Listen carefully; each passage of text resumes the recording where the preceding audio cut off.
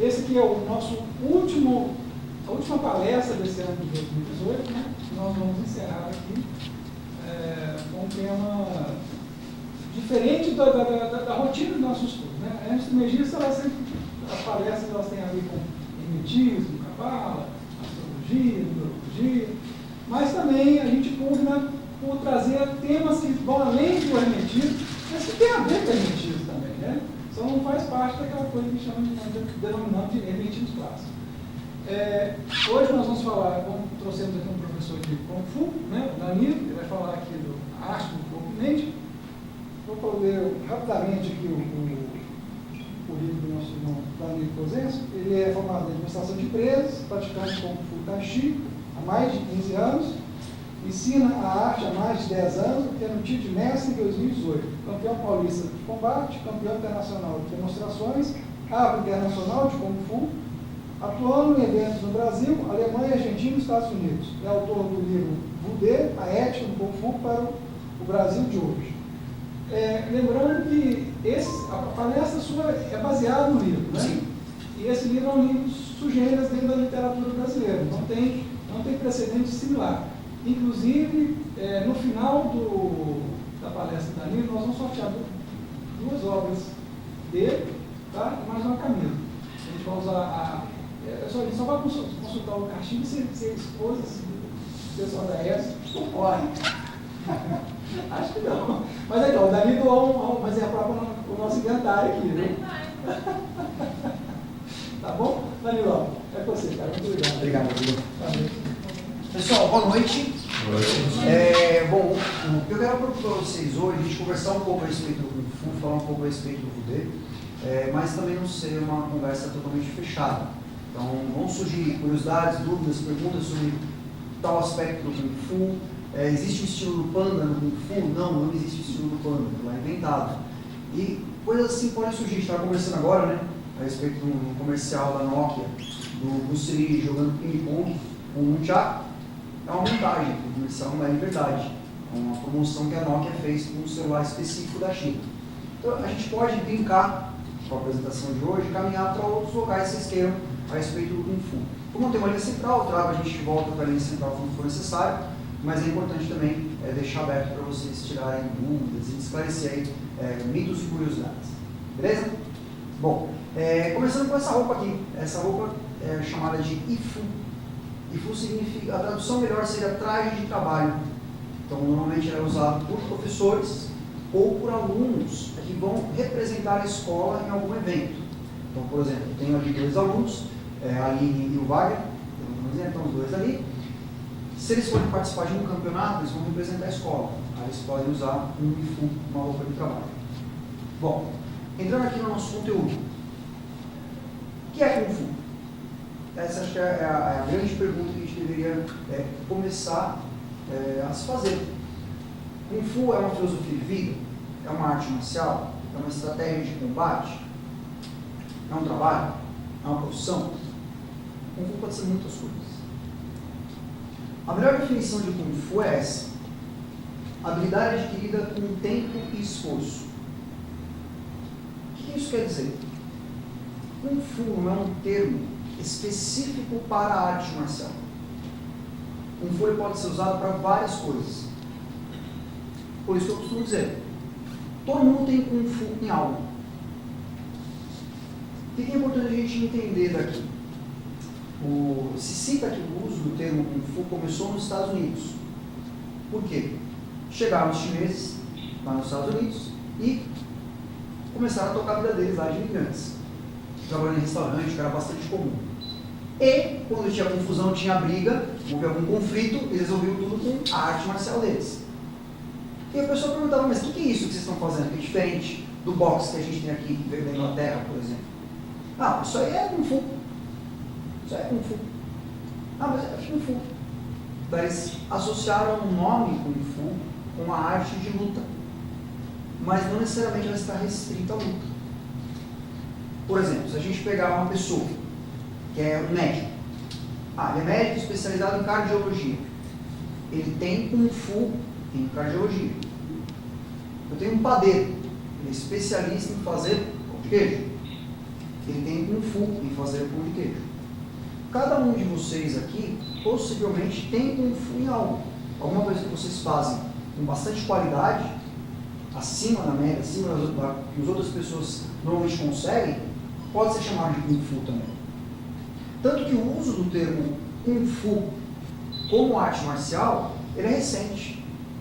Ele foi adotado no início do século XX, finalzinho do século XIX, que se começou a usar Kung Fu para arte marcial. Existem outros termos, Wushu, Wushu, Jiji, no começo era mais usado como Jiji. Então, vários termos foram surgindo ao longo do tempo para designar arte marcial de origem chinesa. Hoje, normalmente a gente conhece arte marcial de origem chinesa pelo nome Kung Fu. Mas é só uma limitação que a gente colocou para facilitar. Lembra que a gente tem o bloqueio da língua para pensar. Kung Fu é arte marcial. Bom, aqui cabe uma definição interessante, uma diferenciação importante da gente fazer. Kung Fu você pode usar como uma arte de combate, uma luta em si, ou como uma arte marcial. O que eu quero dizer a respeito disso? Combate. O que eu quero dizer com combate? Eu vou estar aqui, eu tenho outra pessoa aqui, posição de luta, vamos ver quem bate mais, quem apanha mais. Isso é combate. Vai subir duas pessoas em cima de um ringue, o ringue chinês é chamado de Lei Tai, e vamos lutar, vamos ver quem tem o melhor Kung Fu. Esse é o combate. É uma boa treinar Kung Fu focado em combate? Sim, eu treinava isso, super legal, muito bom. Minha esposa não gostava tanto, mas eu achava bem legal. Mas tem outro tipo de Kung Fu também, Kung Fu focado em arte marcial. Como é esse tipo de Kung Fu? Qual é a diferenciação que ele tem? A ideia não é você lutar contra outra pessoa. A ideia é você entender a técnica e você saber executar a técnica. Para você, não para você ter uma supremacia sobre outra pessoa, mas a supremacia de si mesmo. Como você aprende o Kung Fu arte marcial? Na nossa escola, no SKF, a gente faz através de grupos de treino básicos, fundamentos, por exemplo, fundamentos de perna. Cavalo, fundamento de perna. Gato, fundamento de perna. Arco e flecha, fundamento de perna. Você pode aprender com coreografias, lembra de certa forma a dança, não são rotinas de movimentos que propiciam para você um condicionamento físico e um entendimento. Vou fazer um movimento, um soco, uma defesa, um soco. Isso é parte de uma rotina, de uma forma, de uma coreografia. Então, muito do Kung Fu arte marcial é treinado através de básicos, coreografias. Mas pode ser uma coisa vazia, você precisa entender como é que funciona. Então, é comum se trabalhar no Kung Fu arte marcial as aplicações. São pedacinhos de uma coreografia que você vai entender como parceiro, como atacar e como defender. Só que sem impacto. Então, eu vou treinar o movimento. Vai vir o soco, eu vou tirar o soco e contra-atacar na altura da clavícula. Esse momento eu vou treinar como parceiro. Obviamente não vou quebrar o parceiro. A ideia é outra, você entender como usar a técnica, mas sem o risco da lesão. Outra forma de você treinar arte marcial, com as armas. Todo mundo vê em filme, né? Um chaco, bastão, espada, facão, várias armas. Ou Kung Fu arte marcial proporciona isso. Você pode usar as armas como uma extensão do seu treino. Cada arma tem uma lógica. Você vai ter que entender como usar a lógica de cada arma. Você não vai movimentar um bastão, que é uma arma longa, em essa altura mais ou menos, como você movimenta uma espada, mais ou menos desse tamanho. São lógicas de movimentação diferentes, exigências corporais diferentes e percepções diferentes. Você vai ter que usar cada arma de acordo com a lógica dele. Então, acho que é importante separar essa diferença de combate para arte marcial. Tudo bem até aqui, pessoal? Dúvidas, perguntas? Felipe, você estava fazendo os movimentos explicando ali a arte marcial. Perfeito. Me veio a ideia do Tai Chi. Sim. Ah, essa é uma ótima questão, senhor. Lembra que eu falei, né? A arte marcial chinesa a pessoa chama de Kung Fu. Tai Chi é Kung Fu. Nós aqui no Ocidente a gente tem uma tendência a separar que Kung Fu é uma coisa e Tai Chi é outra coisa. Não há essa diferenciação para o chinês. Tudo é Kung Fu. Tem uma frase célebre de um filme do Jack Chan que ele fala, tudo é Kung Fu. De fato, tudo é Kung Fu. Arte marcial chinesa. Quais são? Tem Kung Fu, e tem o Tai Chi. Então o Tai Chi é um tipo de Kung Fu. Então é a mesma ideia, porém, razões, formas diferentes para você chegar no mesmo lugar. Enquanto o Kung Fu ele vai trabalhar com movimentos mais fortes, você vai fazer esse tipo de movimento, o Tai Chi não, você vai fazer esse tipo de movimento. Mas é a mesma coisa. Pensa, se tiver aquela ideia do Kung Fu, é ser uma arte externa. Você vai colocar ele já para fora, bater o pé, fazer barulho, gritar, socar lá em voz alta. Já o Tai Chi não. Ele é a parte interna. Eu tenho que fazer um movimento, e isso é o principal erro que acontece no Tai Chi. Eu tenho que fazer um movimento junto com a respiração. Então, por exemplo, se eu vou fazer esse movimento aqui, um movimento super simples, tenho que lembrar que eu preciso inspirar e soltar o ar. Nos leva a outro ponto. O Tai Chi é feito de maneira lenta? Não. Muitas vezes as pessoas acham, o Tai Chi é aquele, nossa, que os velhinhos ficam fazendo devagarzinho. Não. Não é por aí. Por que parece devagar o Tai Chi? Porque ele tem que ser sincronizado com a respiração. Então, exagerando a respiração, não foi lento, foi sincronizado. Existem estilos de Tai Chi que não obedecem essa regra. E precisa ser mais veloz. Então, agora que acaba ficando tudo conectado na mesma lógica chinesa. Consegui esclarecer? Muito bem.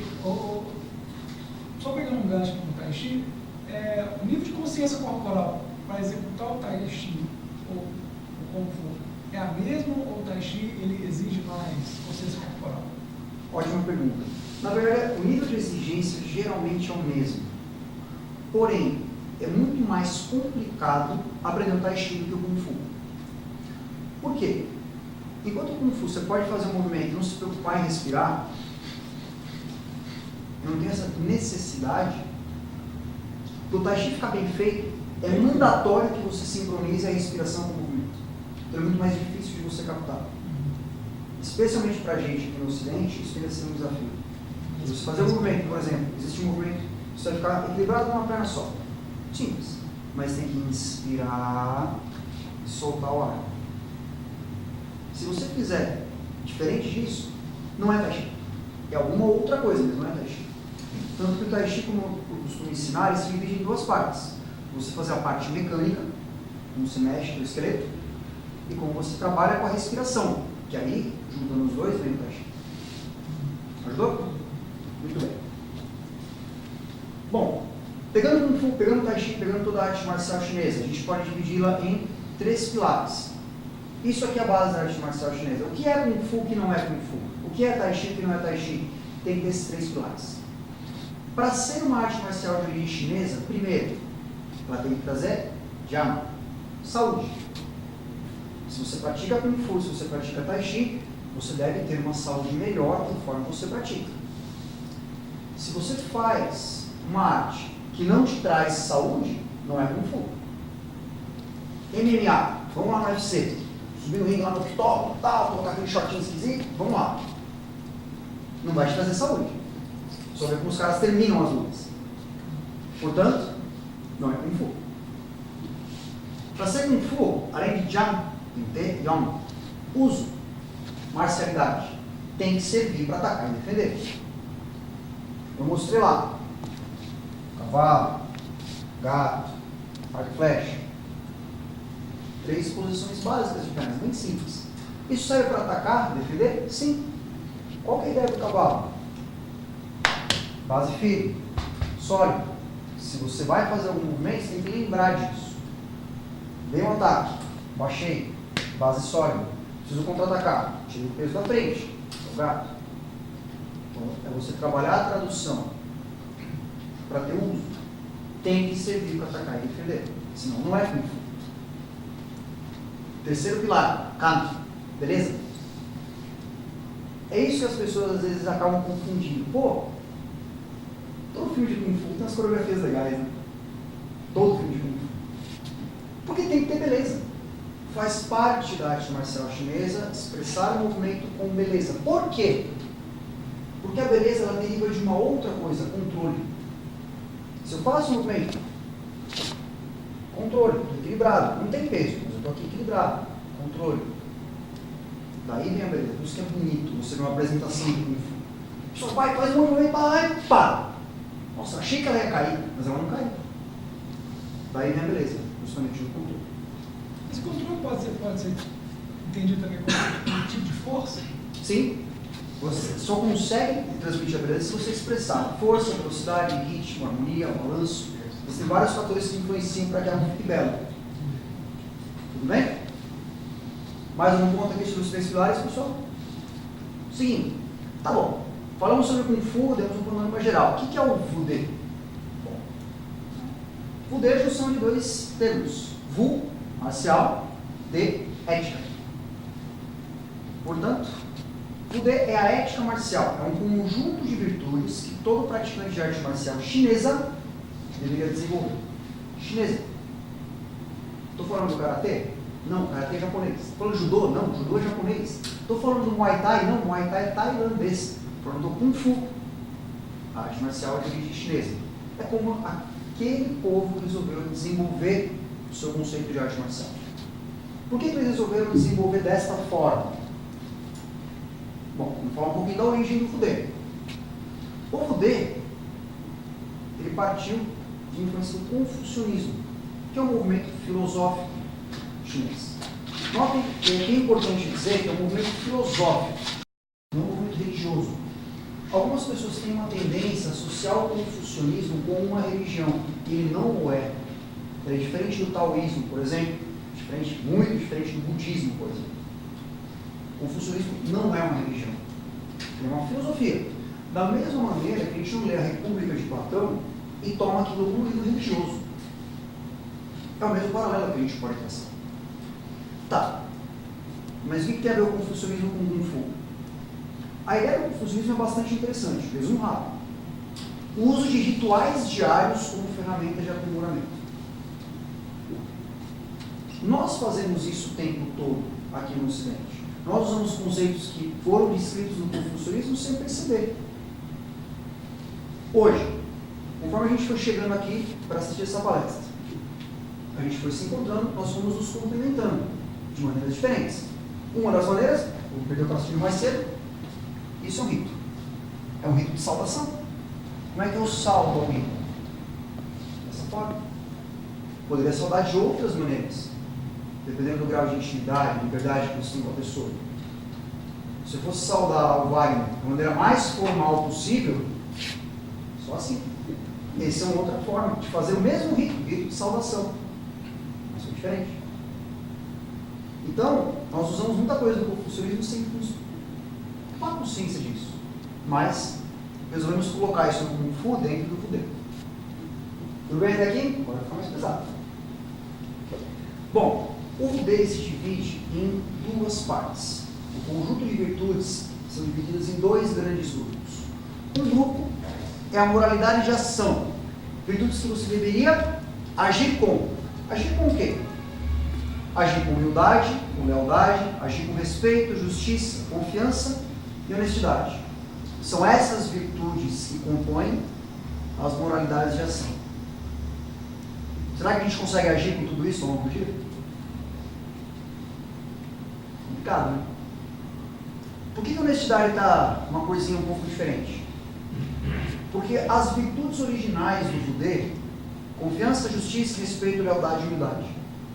Para o pensamento chinês, você não precisava ser honesto.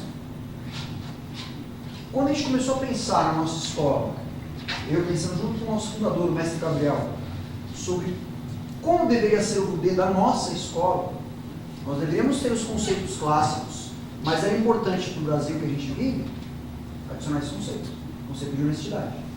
Por quê? A gente sabe quanto faz falta a honestidade. Basta olhar como todo mundo está satisfeito com o governo. Tipo assim, não tem na China porque já está intrínseco isso? Boa pergunta. Não tem na China porque eles entendem que, se você é justo, obviamente você é honesto. Mas a gente entendeu que era importante ter separado. Porque o conceito de justiça ele caminha para outras formas para a gente ver. Às vezes a gente distorce o conceito. Então era bom a gente ter isso reforçado. Ajudou? Bom, vamos falar um pouquinho disso aqui, mas antes, falei da moralidade de ação, né? Agir como? Agora, na minha opinião, que é mais difícil. Moralidades da mente. Pensar com. Você pode agir com humildade, mas não necessariamente pensar com humildade. Né? Então, pode ver que tem um desafio também de você transpor uma coisa para outra. Moralidades da mente. Pensar com. Pensar com o quê? Com coragem, com perseverança, paciência, determinação, força de vontade. Esses são os conceitos clássicos. E colocamos aqui disciplina. Para o pensamento chinês, você não precisaria ter disciplina. Você vai perguntar, por quê? Mesma pergunta que você me fez. Entraria aqui. Força de vontade. Se você tem uma força de vontade inabalável, teoricamente você é disciplinado. Mas talvez aqui para o nosso Brasil seja importante a gente pensar na disciplina como algo exclusivo e separado. Que é um conceito muito difícil. Que vai a uma pergunta que muita gente faz. Diga lá. Você tem a ver com os elementos chineses? Não tem uma relação direta com o Confúcio. Ele procurava fazer o trabalho dele isento de religião. Então não estabeleceu uma relação direta. Ponto que eu ia falar. O que é importante a gente lembrar? Arte marcial, Kung Fu, Karatê, Judô, traz disciplina? Quem acha que sim? Levanta a mão.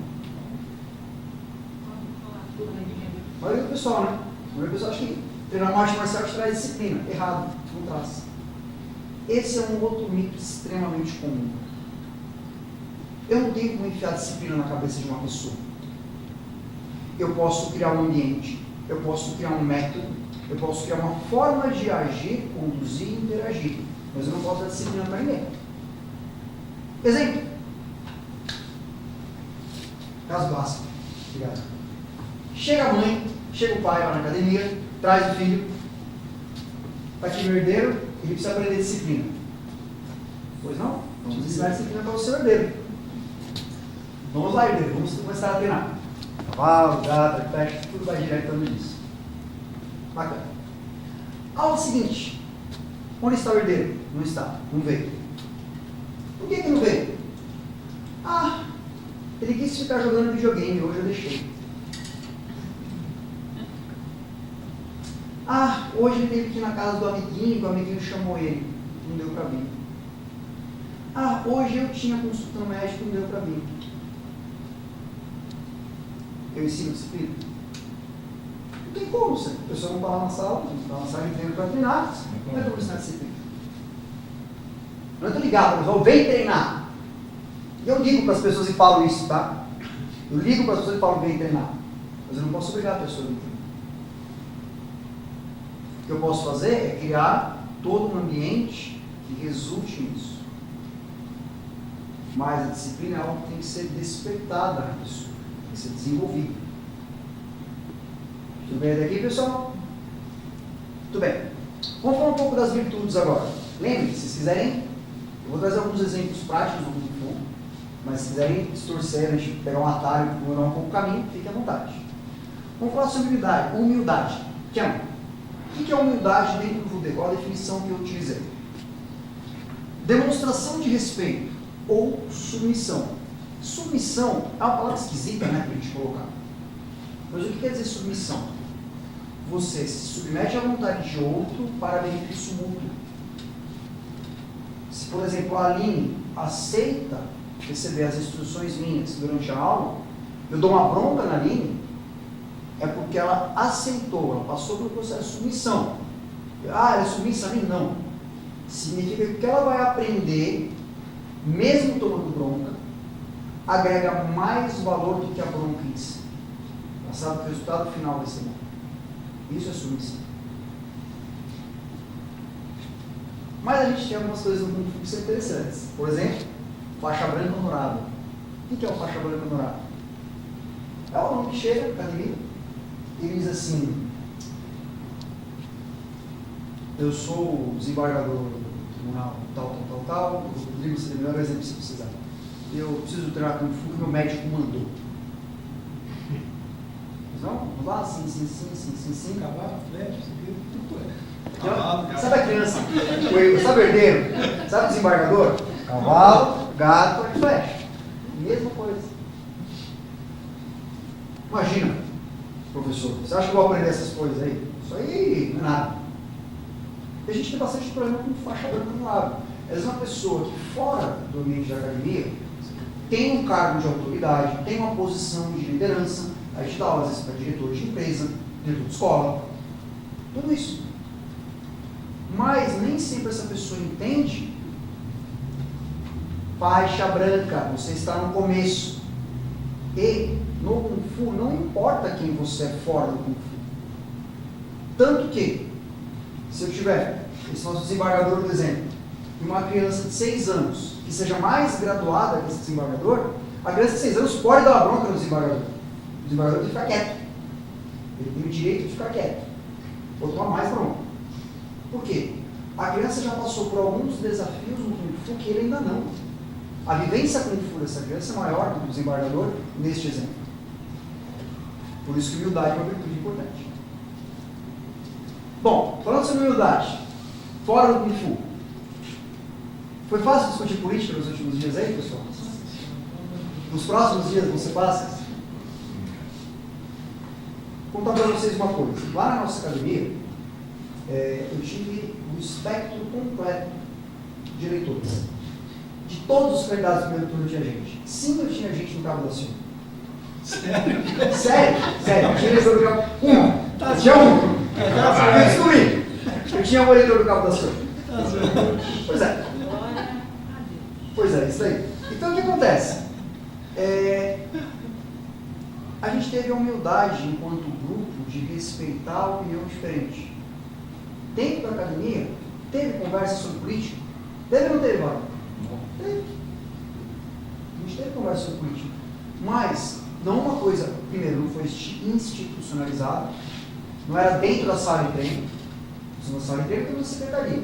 Sala de treino não se vai treinar. Isso se chama sala de treino, não sala de conversa. Tem a secretaria, que aí fiquem à vontade.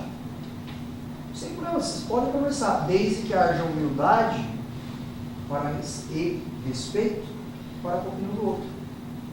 Sem briga. E não tivemos briga, passamos pelos primeiro turno sem brigas. Estamos passando, eu não vou falar que passamos, porque não acabou, né? Estamos passando pelo processo até o segundo turno, por enquanto sem brigas, e esperamos ficar dessa maneira. Por quê? Humildade. Você tem que respeitar o direito do outro e votar em quem ele quiser. Se você concorda ou não, você acha idiota o voto do outro não, não importa. Você tem que ter humildade. Não é o cara que tem que ter discernimento para acreditar no que você está falando. Você tem que ter humildade. Muita coisa no Kung Fu começa com você. Você tem que ter. Tudo bem daqui, pessoal? Alguém levantou a mão atrás? Alguém perguntou alguma coisa? O brilho? Próxima virtude, lealdade. Chen. Lealdade. Firme e imutável em sua amizade ou apoio para uma pessoa ou organização. O que quer dizer lealdade no Kung Fu? Primeiro exemplo de não lealdade, o aluno pato. Bom, vocês devem ter visto um pato já, mesmo que seja em desenho animado. O pessoal mais novo aí, tipo a Aline, vai ver pato só em desenho animado. O que o pato faz? Ele anda, ele nada, ele voa. O que ele faz bem? Nenhuma dessas coisas. Mas a gente tem alunos patos. Hoje mesmo apareceu um aluno pato para mim. O que é isso? É a pessoa que não tem lealdade com aquilo que ela está, com quem ela está aprendendo, ou onde ela está aprendendo. Ou seja, o aluno que quer treinar várias coisas. Não, eu treino Kung Fu, eu treino Karatê, eu treino Judô, eu treino MMA, eu treino várias artes marciais durante a semana. Não pato. Esse exemplo do aluno pato é o exemplo que, pelo menos no livro você dá do aluno que não é exatamente a lealdade, que ele fica trocando de mestre. Exato. O tempo todo ali. Exatamente. Pegando o exemplo que o Rodrigo comentou, o que quer dizer aluno pato na China antiga? Chegava lá o aluno para treinar com um determinado mestre, treinava um tempo. Aí o que acontece? O ensino começa fácil, vai ficando difícil. A hora que fica difícil, estou gostando muito, vou mudar de mestre. Vai para outro mestre, começa tudo de novo. Aí treinou, ficou difícil, vou trocar de mestre de novo. Então ele sabe um pouquinho de cada coisa. O mestre Gabriel, ele fala que é o eterno faixa amarela. Faixa branca, faixa amarela geralmente é a segunda dentro do Kung Fu, em várias escolas. Então o que acontece? O cara chegou na faixa amarela, ficou difícil, desiste. Começa de novo. Chegou na faixa amarela, desiste. É assim que funciona. Isso é mais comum do que se imagina. Sei que não só na arte marcial, em várias outras áreas a gente acaba encontrando com pessoas pato. Hoje mesmo eu falei, eu recebi um aluno, a minha academia ficaria do lado da Praça Raul Soares, de frente para outra academia. De frente, literalmente de frente. Então, minha academia aqui, tem a Avenida Amazonas, tem outra academia aqui, de Taekwondo. O aluno saiu da academia de Taekwondo, atravessou a rua, vira, atravessando a rua, entrou na minha academia. Eu gostaria de assistir uma aula. Temos um procedimento para isso. Olha, você não pode assistir aula aqui. Ah, por quê? Porque você é aluno de outra academia. Eu não aceito alunos de outra academia. Pô, mas você está perdendo cliente? Estou. O quê? Esse aluno vai me dar problema. Porque se ele não tem respeito com o mestre dele, a ponto de atravessar a rua para vir pedir aula para mim, é certo que ele não terá respeito comigo também. Já mostrou que ele não tem lealdade. Não tem como colocar a lealdade na cabeça desse cara. Melhor não ter. Isso aconteceu hoje, literalmente hoje, mas a gente tem vários casos ao longo do tempo de pessoas assim. Quando que eu aceito alunos de outros mestres? Quando eu converso com o mestre. Queria treinar com você, tá bom, quem que é o seu mestre? Vai lá, deixa eu ligar para ele. Ô mestre, tudo bem? Aqui é o mestre Danilo, assim. Como é que é o seu aluno aí? Me deu muito problema, me deu muito desgosto. Não vai treinar. E não treina. Por quê? Precisa ter lealdade. No Kung Fu, se você trocar de arte marcial, muda a tua lógica, tá? Por exemplo, Muay Thai. Muay Thai trabalha por equipes. Você tem times. E é normal as pessoas mudarem de time. Tem pessoas próximas a mim que estão no Muay Thai e mudam de time. Super ok. É outra lógica dentro do Kung Fu. Fora do Kung Fu, quem nunca, né? Viu um funcionário infeliz? Lembra? Lealdade, firme e imutável em sua amizade, não. Ou apoio, agora sim. Para uma pessoa, não. Organização, sim. Firme e imutável em seu apoio a uma organização. Sabe o funcionário infeliz? Doido para folgar, doido para arrumar atestado, que avisa quando vai ficar doente. Semana que vem eu vou ficar doente, na sexta-feira, vou precisar ficar doente. Sabe aquele aluno que rouba caneta, aquele funcionário que rouba caneta, rouba papel, cartucho de tinta? Eles são funcionários infelizes. Não posso dizer para as pessoas o que fazer com elas. Eu sei que eu faço com os alunos infelizes, os alunos pagos. Danilo, no caso do aluno pago, tem muito da questão, assim, principalmente aqui, assim, ocidental nossa, de a pessoa também querer mercantilizar tudo, tipo assim, exatamente, ele despreza totalmente o vínculo de lealdade, porque na verdade aquele é como se fosse um negócio. Eu quero contratar o seu serviço, preciso dar aula, então na hora que eu encho o saco, vou lá, faço do outro, porque é um fast food de serviço. Perfeito. Isso é muito comum isso acontecer. É uma mentalidade muito comum, né? Se eu estou pagando, eu quero É a fazer mais assim, comum. então. É a mais comum. Como que a gente divide isso na nossa escola? Da seguinte maneira: todo mundo que entra é um cliente. Ponto. Todo mundo que entra é um cliente. Vai ser tratado com devido respeito, etc. Como todo cliente merece ser tratado. Esse cliente, com o passar do tempo, ele vai se tornar um aluno. O que eu quero dizer com o passar do tempo? Você tem uma jornada na nossa academia. Você começa na faixa branca, amarela, laranja, verde, azul, roxa, vermelha, marrom ponta preta, preto. A jornada até a faixa preta. Branca, amarela, laranja, verde, azul, pelegrete. Roxa, aluno. Da marrom ponta preta para preto, aí se torna um discípulo. Aí a coisa mudou bastante. Porque não adianta eu querer chegar no começo e fazer o cara virar um discípulo. A pessoa não está preparada para isso. E tem gente que nem tem interesse nisso. Então, ela tem todo um processo que ela vai passar para o cliente. Vai ser ensinado, tratar com o cliente, dentro das regras de disciplina, mas de uma maneira muito mais leve do que um aluno e extremamente mais leve que um discípulo. Fez sentido? Aí as pessoas podem falar assim: pô, Danilo, mas isso não limita? A gente pensa, né? Pô, Você tem que ficar focado nisso aqui, não posso olhar para o lado, isso limita. Estilos de Kung Fu. Pausa para falar de estilos de Kung Fu. A gente tem vários estilos. Do tigre, do macaco, do bêbado, esse não existe. Águia, louva a Deus. Volta na história do bêbado, fica calmo. Gostou dessa, assim? Então o que acontece? Existem estilos de Kung Fu. Na nossa escola a gente trabalha com um único estilo, que é o estilo louva a Deus, baseado no caminho certo. Quer dizer então que eu só sei o estilo louva a Deus? Não. Eu conheço outros estilos também. Vários outros. Chorifacho, do Norte, Wushu moderno, vários outros estilos a gente mais. Então a gente procura trazer conhecimento de fora para dentro. Então, isso é importante, faz parte do papel do professor agregar mais valor para os seus alunos. Não só aquilo que ele sabe, mas aquilo que ele não sabe. Então, por isso que a gente não fica limitado, porque a gente sabe da importância de trazer conhecimento de fora. Então, às vezes a gente convida mestres de outros locais para virem na nossa escola e ensinarem aos nossos alunos. Tudo bem? Tinha falado do bêbado, né? Então, ficou super curiosa. O estilo do bêbado não existe. Não existe. Se você olhar todas as referências que existem para o estilo Kung Fu do bêbado, elas aparecem após 1975, 76. O que aconteceu em 75, 76?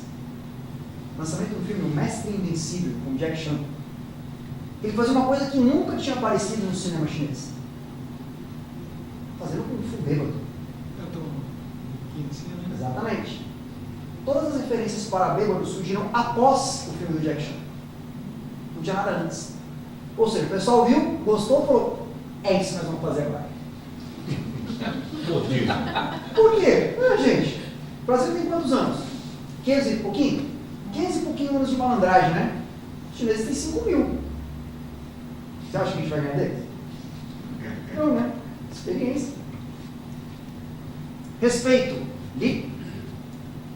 Ação ou efeito de respeitar ou respeitar-se? Pois é. O primeiro respeito que a gente tem que se preocupar é com o respeito a si mesmo. Esse é o principal. No Kung Fu isso é importante. Fora do Kung Fu também. Sabe quando você fala que vai começar a dieta e não começa? Ou você vai começar a dieta e quebra? Quando você fala que vai parar de beber? Nossa, nunca mais beber. E no dia seguinte você vai de novo? Para curar ressaca?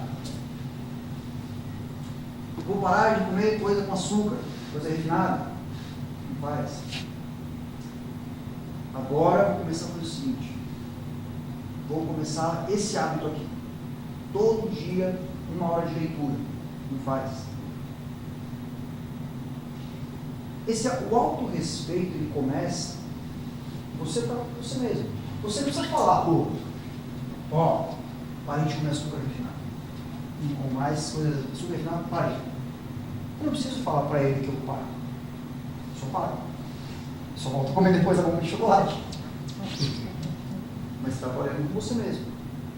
Aquelas coisas que você disse que você vai fazer para você mesmo e não faz, ou que você começa e deixa de fazer, falta respeito. Se você não respeita você mesmo, como é que você quer respeitar o outro?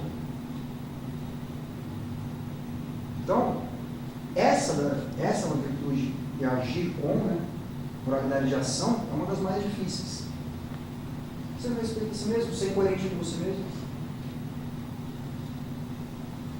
Tem muito na academia.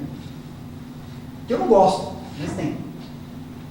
Professor, vim matricular na academia de Kung Fu, vou fazer um plano de 1 ano com vocês e agora vou treinar direitinho 3 vezes por semana. Eu nunca mais vejo alguém.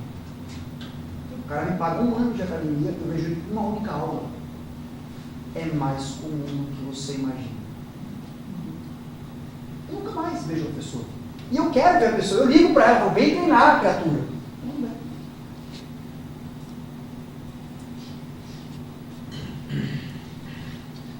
Daniel, falando sobre isso, existia na China antigamente algum processo de átrio para os discípulos serem admitidos nos mosteiros, para treinarem, ou alguma coisa assim? Excelente pergunta, que abre para várias outras. Mas primeiro focando no que você falou e não no que você não falou. No que você falou, o processo de admissão de um discípulo, ele poderia acontecer em diferentes formas e diferentes épocas.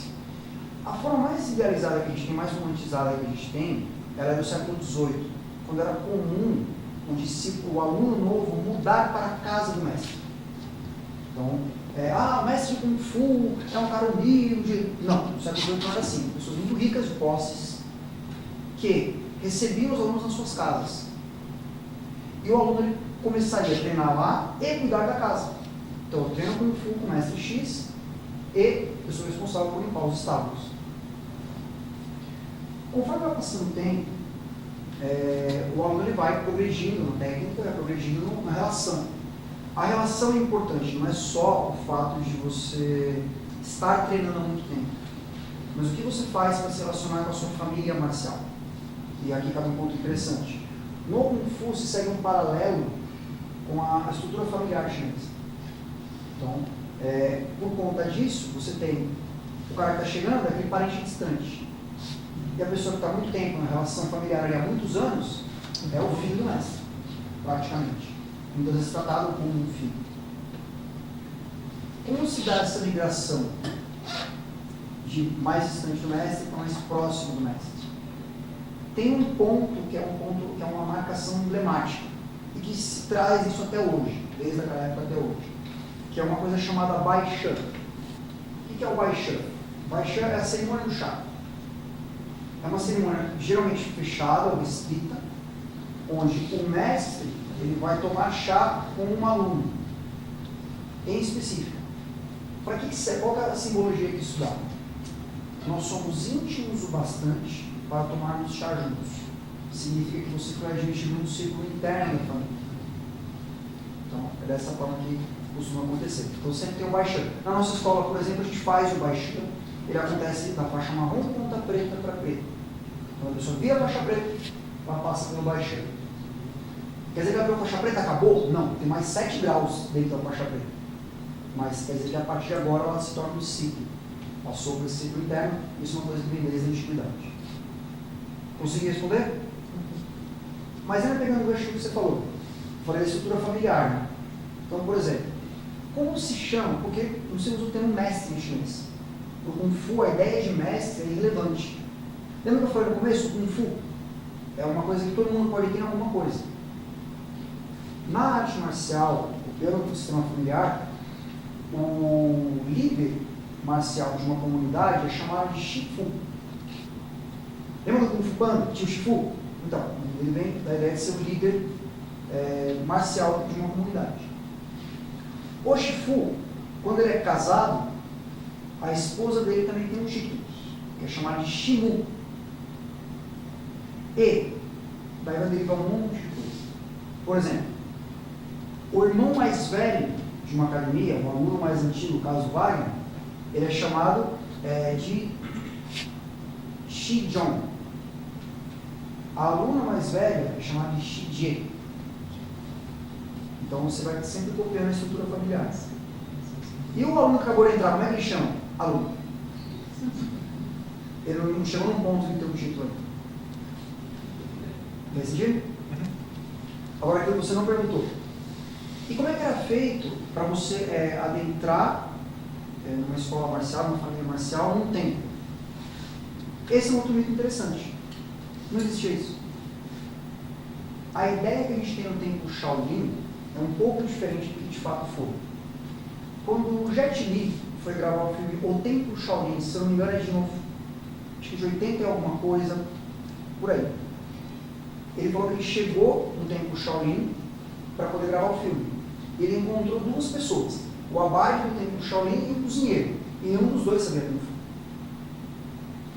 A partir dos filmes do Jet Li começou a ter uma revitalização do Templo Shaolin, que virou o que a gente vê hoje em vídeo. Então, o que eu quero dizer com isso? De onde veio o Kung Fu? Veio do Templo Shaolin? Não. Ele veio das vilas da China, das pequenas comunidades que precisavam se defender. E você tinha lá um cara que já tinha servido no exército do rei daquele lugar, que falou, gente, a gente tem que se defender aqui, vou ensinar o que aprendi no exército. Daí, cada vila chinesa, imagina aquele mapa da China gigante, cada vila chinesa foi tendo a sua própria milícia. A ideia de polícia na China foi aparecer muito depois. Então, as pequenas milícias de cada vila, depois as milícias maiores, conforme as vilas se juntavam, foram desenvolvendo os estilos de Kung Fu. Então, veio a partir daí o desenvolvimento marcial. Ué, como é que entra o Templo Shaolin na história? Muito simples. Quando essas pessoas adotavam uma vida religiosa, iam para o Templo Shaolin e levavam o Kung Fu com elas. E descobriram que era uma ferramenta para se manter fisicamente bem, que ajudaria nos estudos. Então, daí que começou a ideia do Templo Shaolin ser um congregador de artes marciais chinesas, mas não um desenvolvedor. Naturalmente vão ter as lendas, mas historicamente falando, não foi lá que começou o Kung Fu. O Kung Fu existia muito antes do Templo Shaolin. Ajudou? Tudo bem por aqui, pessoal? Seguinte. Justiça. E a condição de ser moralmente correto ou justo. Que horas são? Vou contar uma coisinha para vocês a respeito lá da nossa academia. Quando que a gente começa a aula atrasada? Wagner. Quando o aluno entra atrasado na aula, aí. Só quando ele está começando, mas mesmo assim ele sai. Não consegue fazer. Pois é. Justiça. Contempla as pessoas. Na nossa escola, não entra atrasado na aula. Ponto. Ah, mas se for 1 minuto, pode ser 1 segundo, você não entra atrasado na aula. A gente vai iniciar a aula, fez o sentido, fez o cumprimento, a aula iniciou. Ninguém entra mais. Acabou. Por quê? Justiça. Tem gente que vem de longe para fazer aula. Tem gente que vem de Santa Luzia para o Barro Preto para fazer aula. É justo para essa pessoa que veio de tão longe, chegou na hora, deixar um outro e de repente mora 2 quadras da academia, que está atrasado, porque teve um dia ruim? Ou arrumaria quanto fez? Não é justo. Então, para a gente, na TSKF, hora de aula é sagrada. Começou, terminou. A gente não termina a aula atrasada também. Está tudo certo. Por quê? Correto. Tempo é tempo. Se eu falo para você que a aula das 4 às 5 é das 16 às 17, é das 16 às 17. Aí o que acontece? Só que, se você for ver uma aula minha, você vê que eu não acabo às 17. Eu acabo às 16h50, 16h55. Ah, você está de sacanagem, você falou que a aula é 1 hora, mas só 50 minutos. Sim. Por que eu acabo a aula antes? Para que você tenha tempo de conversar com as pessoas da academia. Ali na sala de treino, entre uma aula e outra. Por quê? Comunidade. No mínimo você tem que cumprimentar. Tanto que termina a aula, você vai cumprimentar as pessoas que fizeram aula com você e as pessoas que vão fazer a próxima aula. Comunidade. Eu tenho tempo para isso. Nem que seja para você chegar, fazer assim, cumprimentar a pessoa e mandar bom tempo para você. Faz parte do treino, faz parte do Kung Fu. Kung Fu não é só soco e chute. Kung Fu é mais do que isso. Essa é a visão que a gente tem. Ali com essa definição sua, você trabalha duas coisas, né? Você trabalha a justiça, correto, e a disciplina. Perfeito? Né? Lembra que a gente falou mais cedo? Eu não boto isso na sua cabeça. Mas você não é disciplinado. Né? Você vai acabar com isso. Sendo disciplinado, você tem força, de alguma maneira, a disciplina. Exatamente. Confiança. Xi. Uma definição de confiança, esperança firme. Aqui a gente chega nos momentos da verdade. Eu adoro falar de momentos da verdade porque eu acho que são as verdades que as pessoas têm que passar no tempo. O que eu quero dizer com isso? A pessoa se matriculou, começou a treinar e tal, acabou a matéria da faixa branca, tem que fazer exame de faixa. A gente tem que fazer exame de faixa. O que é exame de faixa? Quebrar as tábuas, tortar uns ferros? Não. Nosso exame de faixa é a coisa mais simples do mundo. É o que você faz sempre na aula, só que ninguém vai te corrigir. Só isso. Aí sabe o que acontece? A pessoa termina a matéria da faixa, some da academia. Nunca mais ouve. Ô Danilo, o que isso tem a ver com confiança? Autoconfiança. Cada um desses momentos da verdade, eles testam a autoconfiança que a pessoa tem. Então, aí tem o primeiro exame. Não vou fazer o primeiro exame, né, Aline? Não foi assim. Fez exame, superou. Aí depois, bom, 2 semanas depois já tem outro baque. Outro momento da verdade. Fazer cambalhota. Sabe a cambalhota que a gente fazia quando era criança? Então a gente faz depois de velho lá no Kung Fu. Ai, será que eu consigo? Consegue. Consegue. A gente tem um aluno que tinha, né? Quando começou tinha 140 quilos, tem menos hoje. O que faz? Tem lá o Sr. Geraldo, 53, faz. Tem um jeito de fazer. Não é achar que a gente vai fazer como se nós tivéssemos 6 anos. Não é. Fica calmo, não é. De outro jeito. Mas tem como fazer. A pessoa chega nas cambalhotas, desiste da academia. Por quê? Fica tonto, é desconfortável. É óbvio que você vai ficar tonto e desconfortável. Eu fico tonto até hoje quando eu faço. E labirinto não é músculo, não dá para trabalhar. Eu fico tonto. Mas eu ensino, faço junto, não tem problema. Eu aprendi a dominar isso, não deixar isso me desesperar.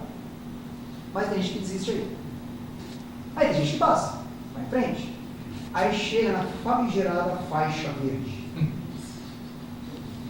Você vê que eu não estou mentindo, né? Nossa, alguém falou nossa.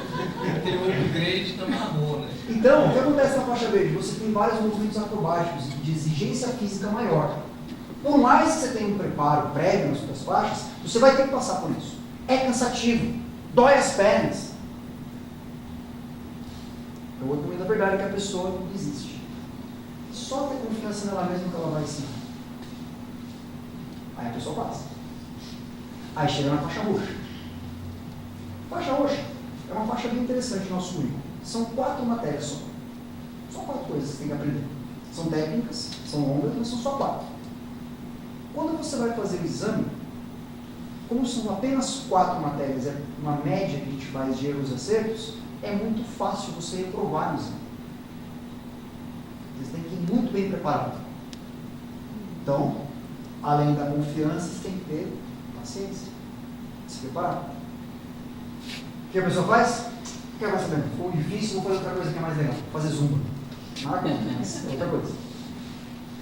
E por aí vai, tem vários momentos da verdade. Eu não vou contar mais, porque tem gente que ainda vai passar por eles. Eu prefiro não contar. Spoiler, né? Não vou dar spoiler. Mas eu não vou contar, não.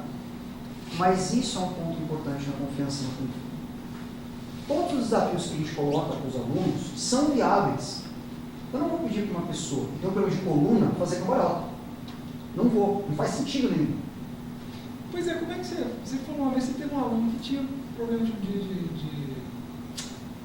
era paraplégico. Francisco. Ah, sim, eu digo aluno que era cadeirante. Cadeirante, não Ele não conseguia ficar de pé sem apoio. Ele precisava ficar encostado em algum lugar. Sim, mas o problema era nas pernas, ele não conseguia fazer cambalhota. Mas algum, por exemplo, um cavalo, por exemplo. O cavalo tinha que fazer encostado. Se ele ficasse encostado com alguma coisa atrás dele, ele ficava. Óbvio não, mesma qualidade de uma pessoa que não tem a deficiência, mas ele conseguia fazer. Aí eu vi um ponto, que é legal no Kung Fu. Eu não quero saber o que você não pode fazer. Eu quero saber qual é o melhor que você pode fazer, e é isso que a gente vai fazer. E vai desenvolver a partir daí. Flexão de braço. É algo que a gente faz sem flexões de braço. Mas eu não estou preocupado se aquele faixa branca começou agora, ou aquela moça que está há algum tempo com a gente, já está na faixa verde, consegue fazer todas. Eu quero que ela faça o melhor dela. O melhor dela vai ser suficiente. Então, isso é importante no Kung Fu. Eu não estou nunca preocupado com o que a pessoa não faz. Estou preocupado com o que ela faz e como a gente desenvolve a partir dessa linha. É como se eu pegasse lá, o comecinho do novelo, está tudo enrolado, com esse ponto, desenrolando o novelo, para deixar a linha certinha. Tudo bem, pessoal? Honestidade, chegamos num conceito diferente aí. Shanti. Definição de honestidade, reto e honrado. Pergunta para vocês. Você vai no mercado, fazer uma compra qualquer, e você levou uma nota de R$10. A compra que você fez deu R$9,98. Você pega o troco? Se você falar que pega, você faz parte de 1% dos brasileiros. Eu quero. Nem sempre tem. Pois é. É meu. É seu. A maioria das pessoas não pega. A maioria das pessoas aceita a corrupção em um certo nível. A maioria das pessoas aceita ser roubada em um certo nível. Tanto que, 2 centavos, não é roubo não. 2 centavos, R$2, 20 mil reais, 200 mil reais, 20 milhões, 200 milhões. Onde vai parar? Começou com seus 2 centavos.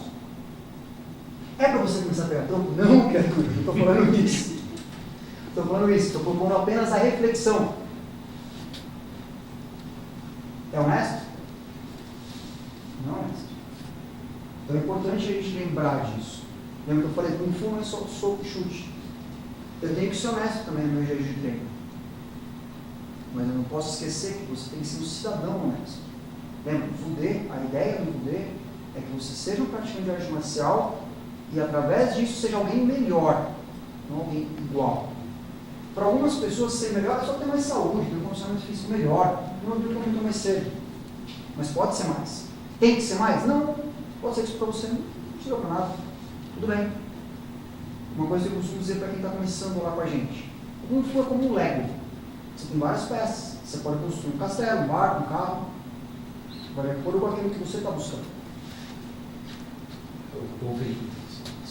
Pode falar, senhor, por favor. Conferir o troco. Eu pegar os meus 2 centavos, mas eu me coloco na condição de devolver os 2 centavos que ele me deu. Perfeito, exatamente. Quem A trocou honestidade não é o só eu falar é meu, me dê. E se eu trocou, o troco veio a mais, você devolve? Sim. Perfeito? Excelente cumprimento, é isso mesmo. Desculpa bem elaborada. Esse é um exemplo de honestidade que a gente vai aprender ao longo dos anos na academia. Lembra a história de ter que fazer exame de faixa? O aluno não quer fazer exame de faixa. Tem medo de fazer exame de faixa. Olha, não dá. Prefere atravessando todo o carro de olho fechado do que fazer exame de faixa. Tudo bem? Vai desistir da academia porque não quer fazer exame de faixa. Você acha que alguém chega para mim e fala assim, professor, eu gostaria de cancelar meu plano, porque eu não quero fazer exame de faixa, portanto eu vou cancelar. Não. Nossa, professor, você não sabe o que está acontecendo. Eu vou começar um curso, eu trabalho das 6 da manhã às 19 horas. E meu curso começa às 19h01 e vai até 23h59. Não tenho mais tempo de treino. Muito bom acontecer isso. Então a pessoa cria uma desculpa extremamente bem elaborada. Tem gente que só tem pessoas da família que dizem, perdeu um braço, perdeu uma perna. Acontece de tudo. A pessoa cria todo o universo de desculpa para não falar a real. O que ela esquece? Que a gente vê a pessoa em movimento o tempo todo. Vai lá na sala de treino, a pessoa está em movimento. A gente vê onde ela tem dificuldade, vê onde ela tem facilidade, auxilia no que tem que auxiliar, corrige, dá bronca, faz todo o processo. Mas a gente vai acostumando a ver a pessoa em movimento. O movimento, gente, é sempre verdade. Palavra às vezes não, mas o movimento é sempre verdade. Então a gente vê quando a pessoa está mentindo. Pô, você fez lá a cambalhota, meteu as costas no chão, acabou aqui. Hoje, 2 semanas tá nova, só nem parar de treinar, só pegar leve. Nossa, eu vou ter um concurso agora no final do ano, vou ter que me matar, estudar, não vai dar para treinar. Isso acontece. Falta de honestidade também. Por quê? Às vezes alguma coisa que incomoda o aluno, eu acho engraçado isso, mas o aluno pensa que a primeira pessoa do mundo que tem aquele problema é ela, que tem medo de fazer exame. Nossa, eu sou a primeira pessoa do mundo que tem medo de fazer exame. Ela não acha, com toda a experiência que a gente teve, a gente já viu gente antes dela que teve o mesmo problema e superou. Mas no lugar dela vir e falar, tenho esse problema, o que a história me diz? Não, escolha para elaborar é sempre mais fácil. Bom, chegamos na metade. Coragem, Yong. Definição de coragem: desembaraço, franqueza, resolução. Eu acho que a maior definição de coragem que eu poderia pensar é nessa frase do Thomas Edison. A falha é uma etapa para o sucesso. Quando ele estava tentando fazer a lâmpada, ele falhou centenas de vezes. Mesmo assim, continuou. E aí um assistente perguntou para ele, pô cara, mas você descobriu já, sei lá, 700 maneiras, Você errou 700 vezes. 700, não foram 700 vezes você errou. O Edson falou para ele assim, não, cara, eu descobri 700 formas de não fazer. Uma hora vai acabar todas as formas de não fazer e vai sobrar só a certa. Isso é ter coragem. Franqueza e resolução. Resolução, vou fazer a lama. Como que isso aparece no Kung Fu? De muitas formas. Uma delas. Fiz exame de faixa, reprovei o exame de faixa. Mas eu quero continuar. Eu vou entender onde foram as minhas falhas e o que falta para ter sucesso. Eu vou lapidar as falhas. Eu vou eliminar cada uma delas. Vou descobrir onde está ruim, onde está bom. Vários pontos podem melhorar na sua técnica sempre. O nosso trabalho é ajudar você a melhorar. Mas para isso, você tem que ter a coragem de falar assim, eu não fui bom o bastante. E eu quero ser melhor. Como fazer? Isso não acontece no dia a dia nosso também? Eu não fui um bom marido bastante. Eu não fui um bom irmão bastante. Um bom pai bastante. Mas será que a gente tem a coragem e a franqueza de admitir isso?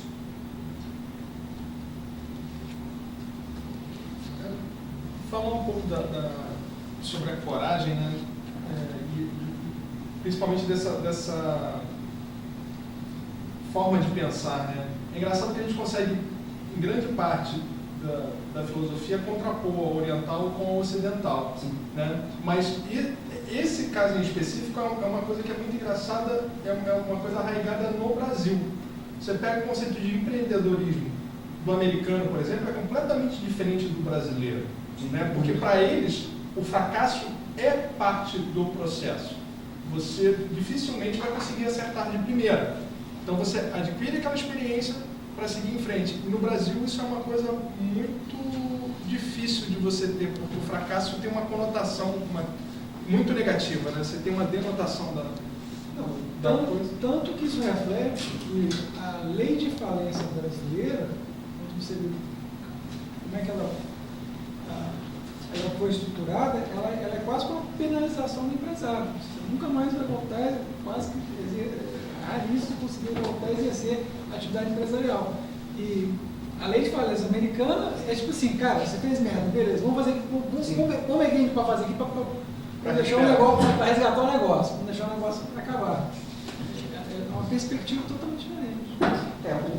Isso talvez seja um aspecto de fato cultural nosso, de ter que acertar de primeiro. Mas a gente esquece que tudo está conectado, né? Normalmente a gente não casa com a primeira namorada. Às vezes casa, mas provavelmente não foi a primeira que você beijou. Então a gente tenta várias vezes até achar o meio certo. Mas para algumas coisas, quando envolve trabalho, às vezes a gente tem uma visão um pouco diferente. Concordo contigo. Para o chinês, para o pensamento chinês, a falha é vista da mesma maneira que para o americano.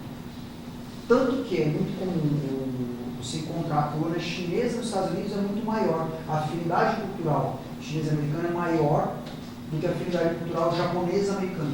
Fracasso para o japonês é uma coisa muito pejorativa. Muito. Eu tive amigos que eram netos e filhos de japoneses, nossa senhora, Sim. era um negócio assim, era deprimente para eles. Sim, a estrutura social japonesa e chinesa é muito diferente nesse ponto. Marcialmente falando também. Então, a comparação que se faz é injusta. Porque para o chinês, cara, se falhou, falhou. Convive com a consequência aí. Para o japonês, se falhou, cara. Tanto que, se a gente pensa nos samurais japoneses, fazia parte do ritual de harakiri ou seppuku, dependendo da época que você olha, tem nomes distintos. Mas era o ato de se matar para preservar sua honra. Eu desrespeitei meu senhor feudal, então eu vou me matar para preservar minha honra. Não existia coisa parecida na China, salvo alguns casos bem específicos, mas de forma geral, era uma coisa que existia na China. Esse exemplo do harakiri é engraçado porque ele reforça, né? Porque se o samurai dilacerar essas vísceras sem gritar, ele tinha a condolência de ser decapitado. Sim. Então, assim, ele sofria menos. Né? Mas se ele não aguentasse a dor se desonrasse novamente ao se dilacerar, né, ele ia ficar sofrendo até morrer. Não deve ser uma coisa muito agradável. Eu não consigo imaginar. Eu não consigo imaginar. Bom, em frente. Perseverança e constância, firmeza. Bom, dentro do Kung Fu a gente tem um teste chamado teste de resistência. O que é isso? Lembra que eu falei o cavalo, o gato, o peixe? Só falei isso, né? Cavalo, vou ficar aqui um tempo, nessa posição. Vou ficar aqui um tempo variado, depende da faixa. Geralmente o pessoal faixa branca, amarela, 1 minuto, e vai subir turnos de 30 segundos por graduação. O que é esperado depois de um certo tempo? Que você vai fortalecer as suas pernas, você vai conseguir ficar mais tempo. Bom, o que acontece? Da marrom ponta preta para preta, o exame de faixa é considerado os mais difíceis. Antes de fazer o exame, você precisa ficar nessa posição, mas com 2 canecas de água na sua perna. Se você tremer, a caneca vai cair, a água vai cair. Você parou. Na faixa branca, você tem que ficar nessa mesma posição do cavalo. Onde faixa branca faz assim. E faixa branca faz assim. Nossa, estou sofrendo muito. Aí a pessoa vai se graduando, a fisionomia melhora um pouco e vai baixando na posição, vai fortalecendo. Até chegar no ponto que eu falei de colocar as canecas de água. E tem que ficar 4 minutos e meio nessa posição sem que a água caia. É fácil, é só treinar. Tudo aquilo que você treina melhora. Esse é o exame para faixa preta, né? Marrom, ponta preta para Tá preta. vendo? Então você vai ter alguns anos de treino para você fazer isso. Não é semana que vem. Comecei no Kung Fu, semana que vem, vou botar água aqui. Não funciona assim. É um processo. Mas eu tive um caso aqui muito interessante, que foi da Pamela, que você viu. O que aconteceu com ela? Ela foi fazer o teste de resistência para poder fazer o exame da marrom, ponta preta para preta. E ela não conseguiu fazer a primeira vez. Ela falhou, ela caiu. O que ela fez? Tentou de novo. No mesmo dia, né? Ela passar pelo menos um dia para descansar. Então, não conseguiu de novo. E assim foi. Ela conseguiu fazer na 9ª vez. Aí ela teve sucesso. Perseverança. Ela poderia falar assim, eu não consigo. Acabou. Quando você coloca na sua cabeça, eu não consigo, acabou, cara. Acabou. Ninguém vai conseguir tirar da sua cabeça, só você. Ela não. Vou descobrir mais formas de fazer. Como a gente falou agora há pouco, né, do fracasso lá do Thomas Edison. Ela foi descobrindo maneiras de não fazer, ela perseverou até conseguir fazer a resistência no tempo necessário. Todos vocês aqui conseguem fazer a resistência com o copo d'água, todo mundo aqui consegue. Mas existe a curva de aprendizado de cada um. Quando eu falo aprendizado quanto tempo você demora para entrar na forma física necessária para? Quanto tempo você demora para ter o preparo mental para? Cada um de um jeito. Quem é fisicamente ativo, teoricamente menos tempo. Quem tem a mente mais preparada, teoricamente menos tempo. Quem não faz nada, teoricamente mais tempo. Mas é possível.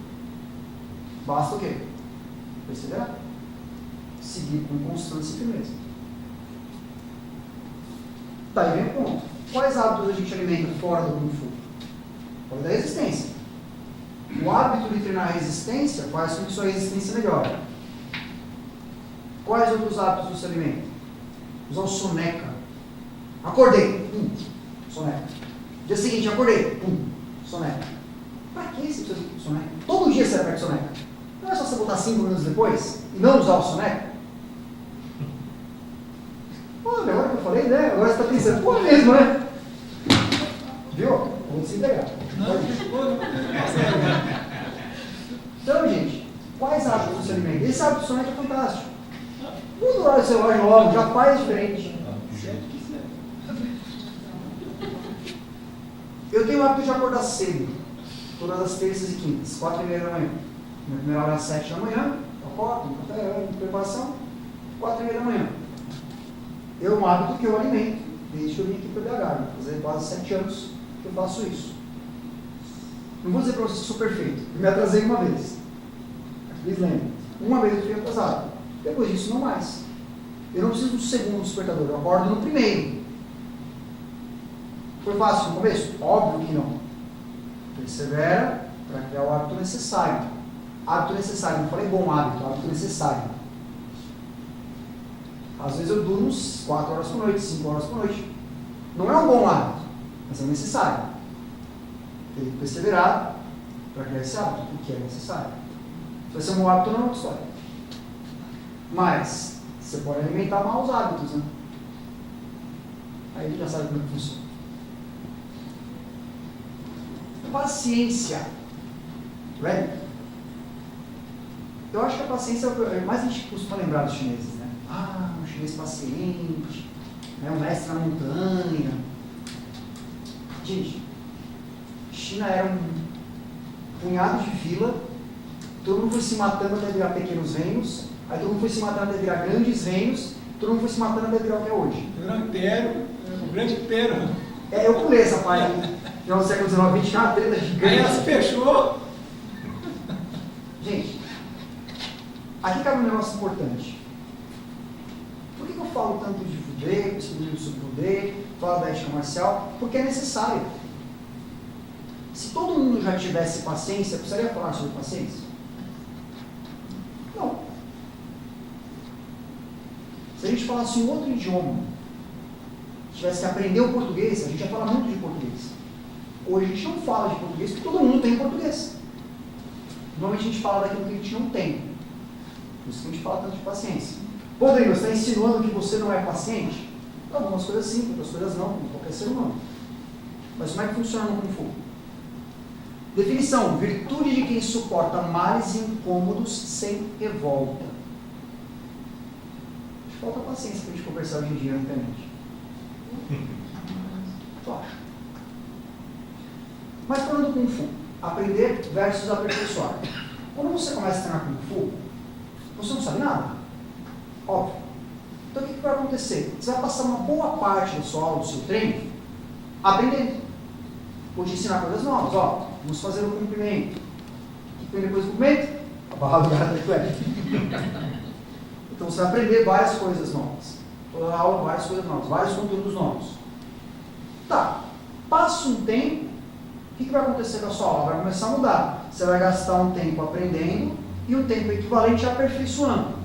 Você aprendeu a fazer o cavalo? Legal, agora treina. Você vai começar? O cavalo é assim. Não, o cavalo não é assim, tem que colocar a mão na cintura. Agora o cavalo é mais baixo. Dói muito, então fica aí. Agora está melhor, então desce mais um pouco. Aprender e aperfeiçoar. Passa mais um tempo, o que vai acontecer com você no seu Kung Fu? Você vai gastar mais tempo em aperfeiçoar, muito menos tempo em aprender. Tem alunos, por exemplo, que eles aprendem movimentos novos uma vez por semana. E olha lá. Enquanto tem alunos que aprendem movimentos novos durante 1 hora o tempo todo. Aprender e aperfeiçoar. Quanto mais graduado, mais tempo em aperfeiçoar. Quanto menos graduado, mais tempo em aprender. Por que isso é importante? Porque é como você diferencia um faixa preta de faixa branca no Kung Fu. Faixa preta, ele vai fazer a mesma técnica do faixa branca, mas o nível de qualidade é outro. A maestria, o domínio é diferente. Então você vê o faixa preta em ação, não porque ele sabe o conteúdo da faixa preta, da grade curricular que a gente tem, ele sabe a matéria da faixa preta, por isso ele é faixa preta. Não. Ele está naquela graduação. De fato, ser um faixa preta, vai fazer a matéria da faixa branca ali junto com a professora branca, dando o exemplo, mostrando o que é Kung Fu, a maestria do movimento, qualidade, técnica, a força, a expressão. É ali que ele vai mostrar que ele é uma faixa preta. Só que você só consegue fazer isso se tiver paciência. De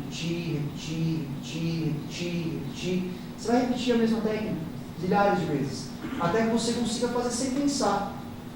Se no Kung Fu você precisa pensar para fazer uma técnica, ainda não está bom. Ainda precisa aperfeiçoar. O que é comum ver? Isso acontece comigo já e eu acontece de vez em quando com os alunos. Você tem um movimento. Um movimento para fazer uma tirada e um golpe. Acontece, a pessoa faz assim, faz com o outro braço. O movimento que é para ser com a esquerda, ela faz com a direita, que a direita faz com a esquerda. Ela não vê diferença de esquerda e direita. A pessoa começa no tempo fogo. Cavalo, o gado primeiro é para a esquerda. A pessoa vai e faz errado, faz para a direita. Padrão.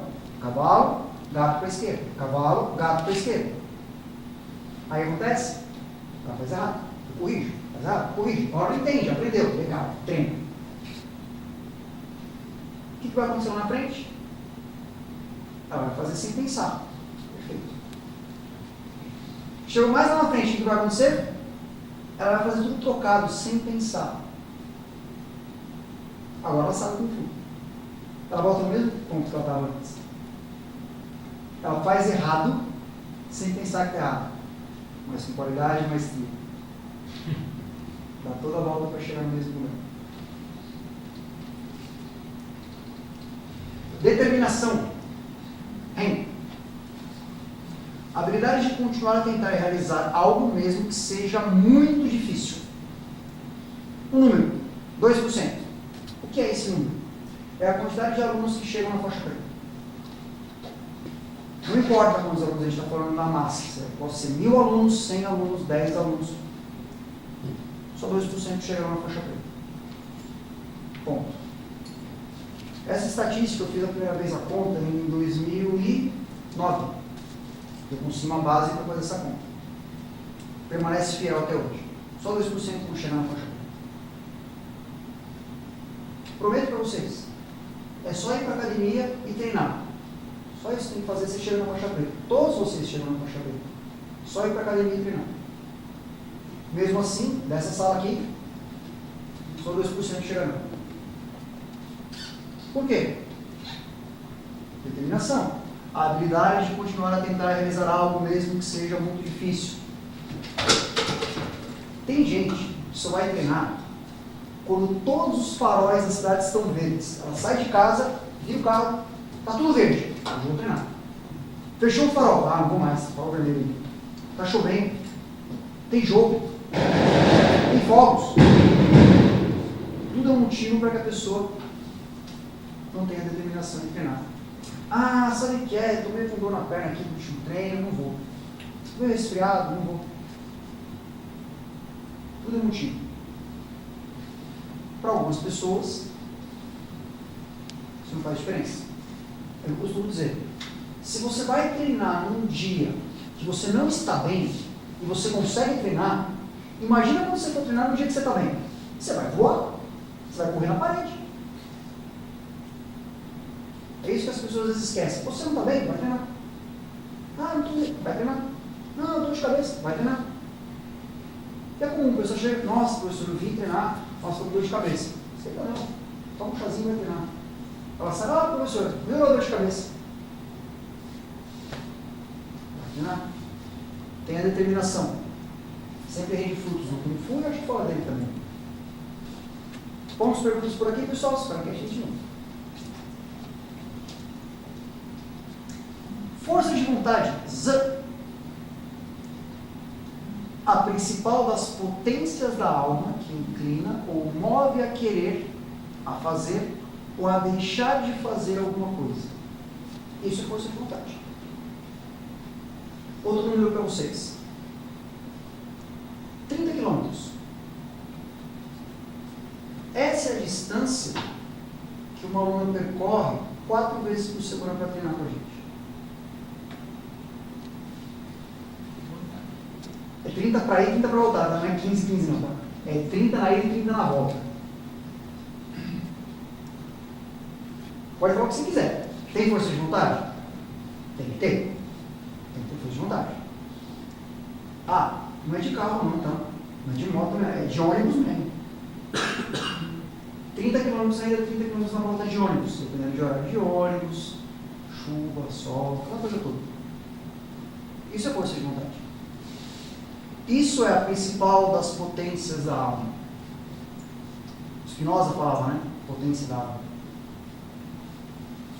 Então, para você ter Kung Fu, é impossível sem força de vontade. Porque às vezes vai ser exigido certas coisas. Para essa aluna, percorrer 30 quilômetros, 4 vezes por semana. Às vezes para você vai ser outra coisa. Sei lá, deixar seu filho em casa, deixar sua filha em casa, deixar a esposa em casa, deixar o marido em casa. Todo mundo tem um lugar, o seu carro aperta, né? A gente sabe disso. Que inclina ou move a querer, a fazer ou a deixar de fazer alguma coisa. Você não serve para ele, gente. Muito bem. Disciplina. Diga Uma lá. pergunta. A definição da força de vontade ali, ela parece muito com a definição de energia. Energia é uma coisa engraçada, que ela é Certo. difícil de explicar. Todo mundo Certo. sabe o que é energia, todo mundo entende, só que se pegar 99% das pessoas, elas não vão saber te explicar o que é energia. Perfeito. E a energia é a diferença de potencial para você realizar um trabalho. Diferença de potencial, trabalho, potência. Ok? Né? E me chamou a atenção que o vocábulo chinês que define a força de vontade é Zi, e parece muito com Qi, que é um determinado conceito de energia também. Perfeito. Né? Tem alguma relação real Tem ou uma é só, relação, sim. ou é só coincidência? Não, tem uma relação sim de Zi e Ti, tem algumas diferenças. Primeiro, a relação. Essa terminação, justamente é a mesma de intenção. Então, o que acontece? Vontade tem a ver com intenção. Você querer fazer algo, você tem a intenção de fazer algo. A semelhança está justamente aí. O que é o Ti para o chinês? Acho que uma vez já comentei a respeito disso. O Ti, você sente o que é o seu Ti quando você está com raiva. É o exemplo mais simples que tem. Você toma uma fechada no cara, tal, você sente o sangue subir. Sabe essa expressão, o sangue subir? Esse é o Ti. É a sua energia, a sua raiva subindo. Sua vontade de bater no cara. Pode acontecer também aquele arrebatamento de amor. Está diante da pessoa amada, aquele arrebatamento. Você sente que seu coração transborda. Seu Ti. É o mesmo Ti. Vontade, intenção. Tem essa semelhança nesse ponto. Ajudou? Perfeito. Claro que a gente tem que observar uma outra coisa também do idioma chinês. E aí é onde tem a separação. Você tem formas de você expressar o mesmo termo. Por exemplo, eu acho que é o único que eu lembro de cabeça assim. Você tem ma,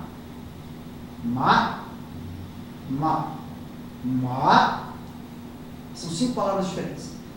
Uma é mãe, uma é avó, uma é cavalo e outra é palavrão. Então, você tem que tomar cuidado quando você conversa com a sua mãe. Então, tem essa separação na língua chinesa. Por que eu te falo que essa eu sei de cor? Porque, lembra do cavalo gata de peixe? Maco. É o M-A com acento agudo, subindo. Por essa crase. Ma. Acontece a diferenciação. Daí que vem, por exemplo, o chinês, eles não gostam muito do número 4. Z. Porque Z, ele tem a pronúncia igual a Z. Parecida, né? Mote. Z. Então, tem essa separação que é importante fazer para o chinês também. Por isso que eles não gostam, o que a gente tem, muitas vezes com o número 3, eles têm como 4. Disciplina. Está em Ti. Eu trouxe o conceito de disciplina porque, lembra que eu falei, a gente não ensina disciplina, mas é importante falarmos dela. É algo que a gente tem que buscar. Eu trouxe um termo chinês. Eu falo no livro, cara grossa, coração negro. Qual que é a ideia de cara grossa, coração negro? Cara grossa. Sua pele é tão grossa que o que as pessoas falam não faz diferença para você. Fiquei de cara, me caiu a cara. Isso não acontece com você.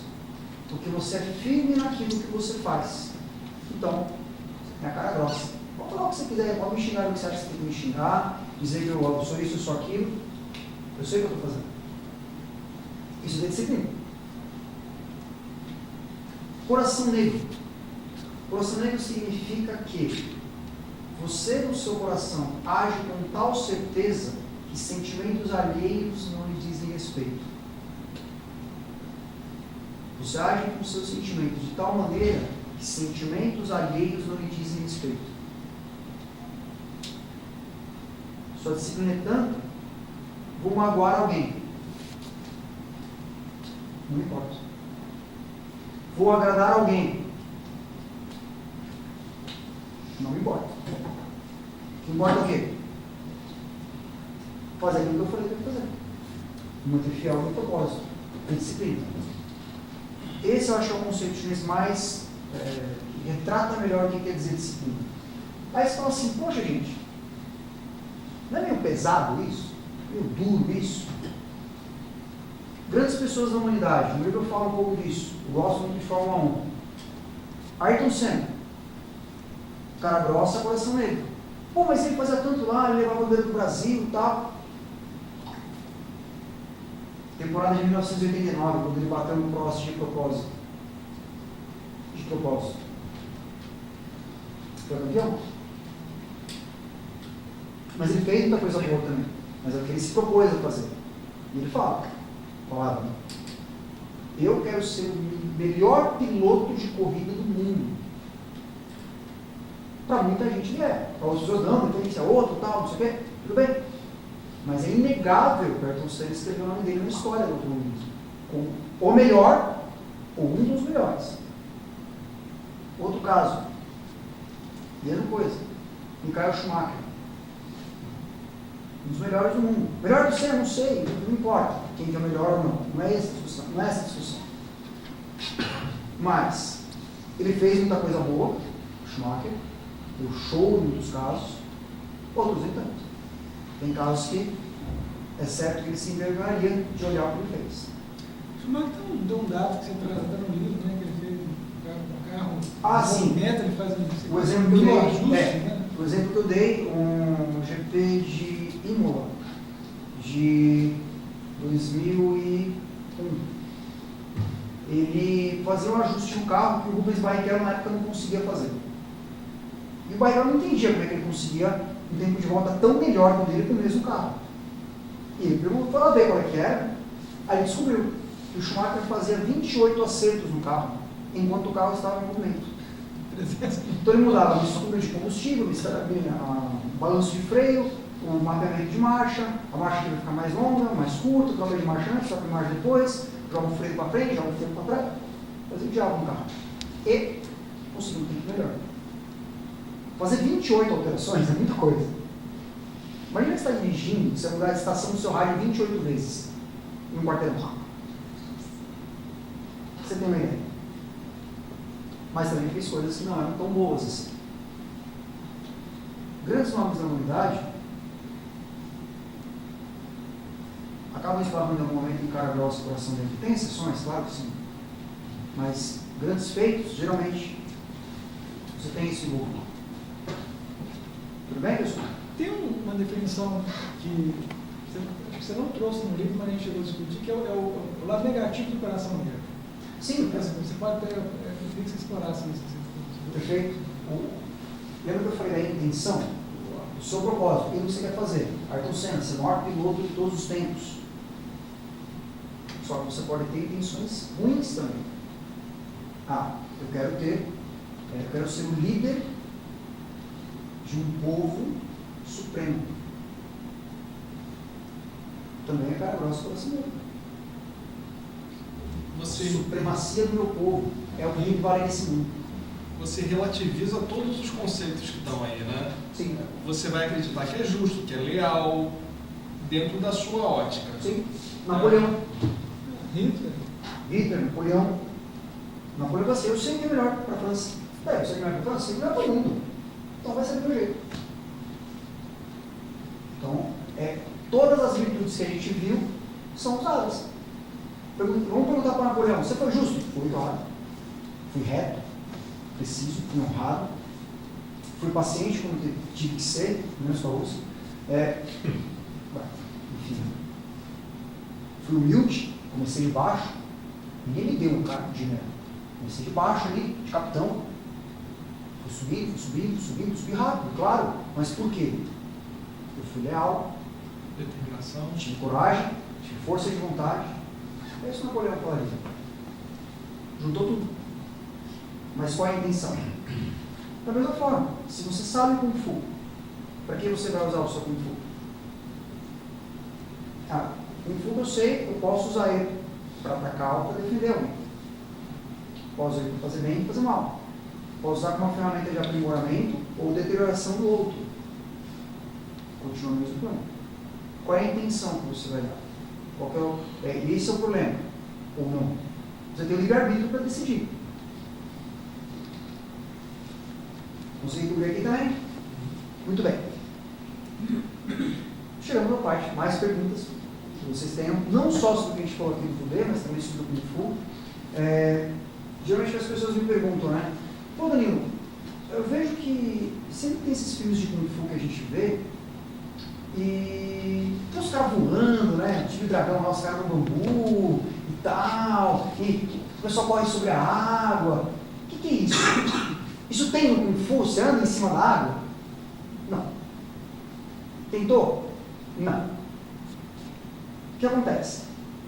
Todos esses filmes de Kung Fu que a gente vê, tipo o Tigre e Dragão, o Herói, mesmo o Grande Mestre, esses filmes de Kung Fu eles trabalham com um tipo de literatura chinesa, chamada wuxia.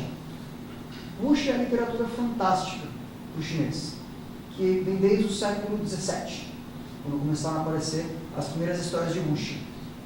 Mais ou menos como história de capa e espada, zorro, esse tipo de coisa. O que a gente tem que pensar aqui sobre o wuxia, que é interessante, é para o chinês, dentro do wuxia, o que você tem? Um ser humano normal que ganha superpoderes quando ele domina, por exemplo, o Kung Fu. Então, a partir do Kung Fu dele, ficou tão elevado que ele consegue ficar parado em cima de uma árvore de bambu. Consegue correr sobre a água. O que a gente faz no Ocidente? O cara que veio de outro planeta, aí o Sol ilumina ele, ganha superpoderes. E voa. Não, o cara tem uma mutação genética, aí a gente colocou um aço nele lá que ele tem umas garras. Não, o cara teve um acidente lá numa usina lá e agora ele corre muito rápido. Então, veja que interessante, né? É mais fácil a gente tirar sarro de um filme de Kung Fu que o cara corre sobre a água do que achar errado o Flash fazer isso num filme da DC. Mas é a mesma coisa. A gente só achou uma maneira diferente de dizer em relação aos chineses. Mas isso que é a ideia do wuxia. Então, quando você vê os chineses correndo assim, é por isso.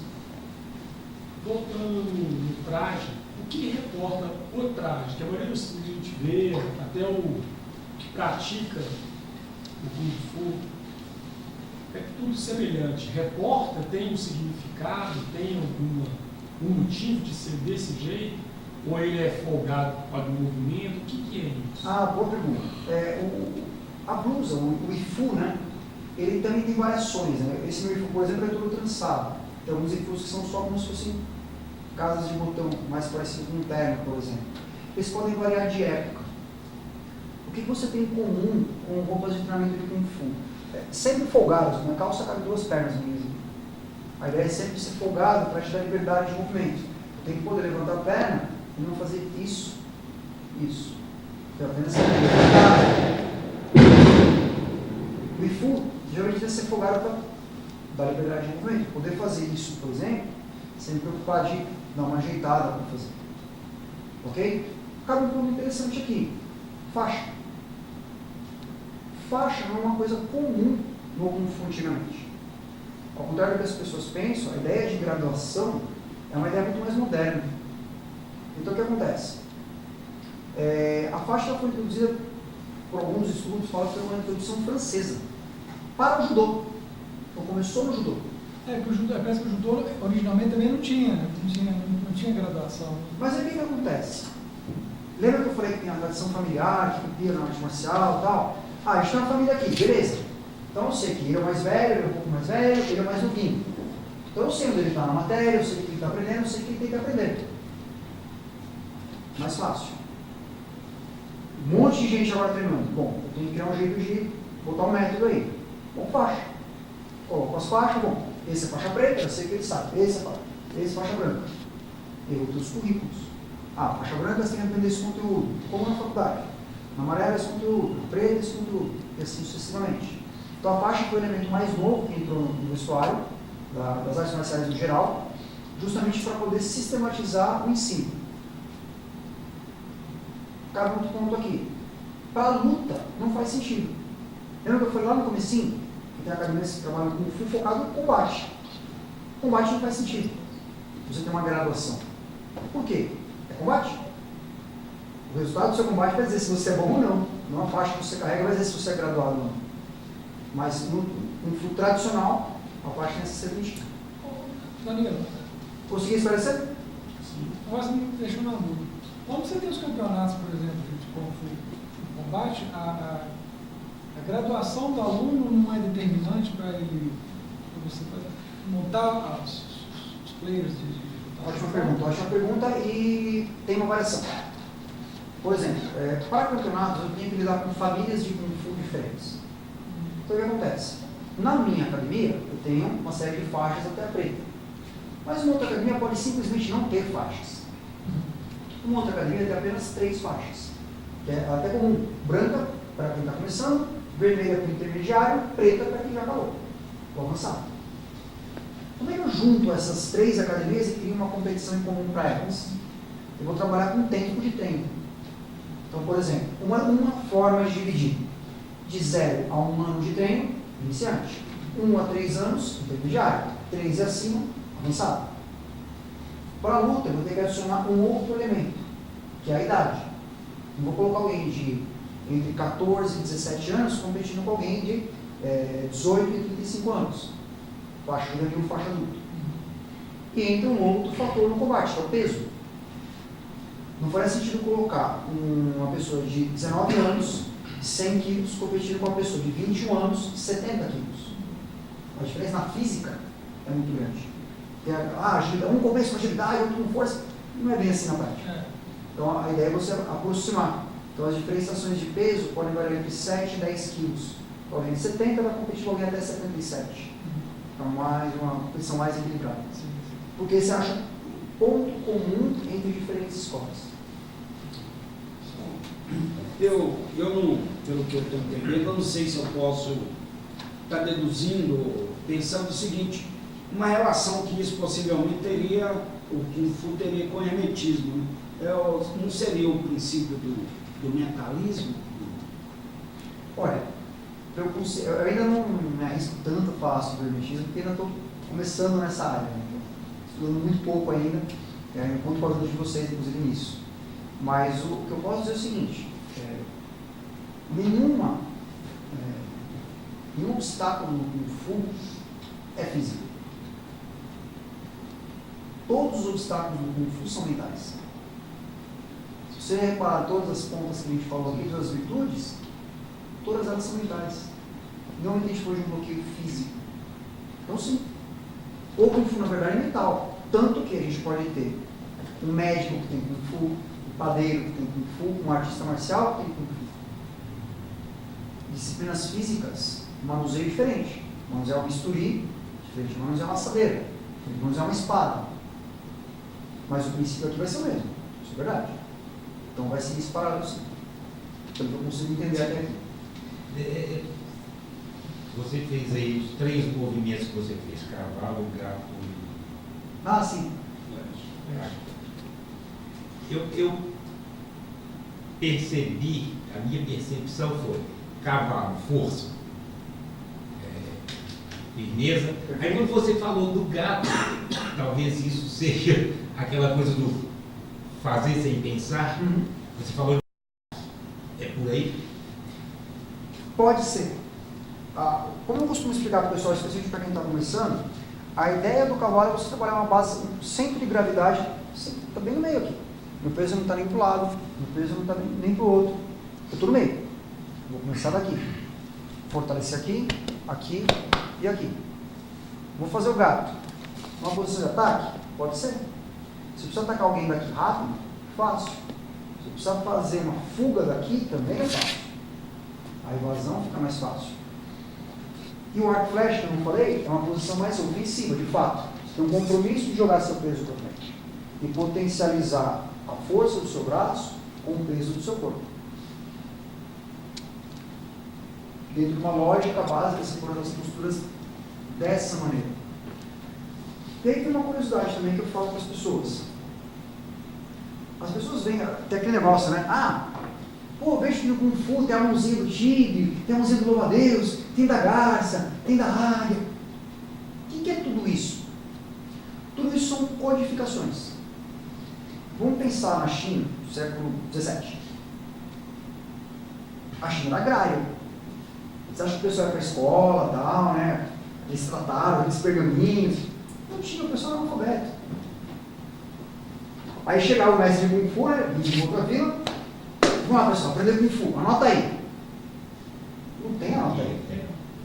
Então eu preciso criar uma forma de transmitir o conhecimento e que tivesse retenção do conhecimento para a realidade que se tinha. Então quando você fala assim, cavalo, gato, flecha, o melhor exemplo é justamente o gato. O que é o gato? É isso aqui, né? Perna dobrada, peso mais atrás, perna leve, é isso aqui. É a mesma coisa que isso aqui. É a posição de luta que vocês colocaram lá para ver o UFC, os caras começam aqui, ó. Eles estão no gato. O que quer dizer o gato? Estou aqui na posição. Eu sou destro. Minha mão mais forte é direita. Minha mão mais pesada é a direita. É a que está para trás.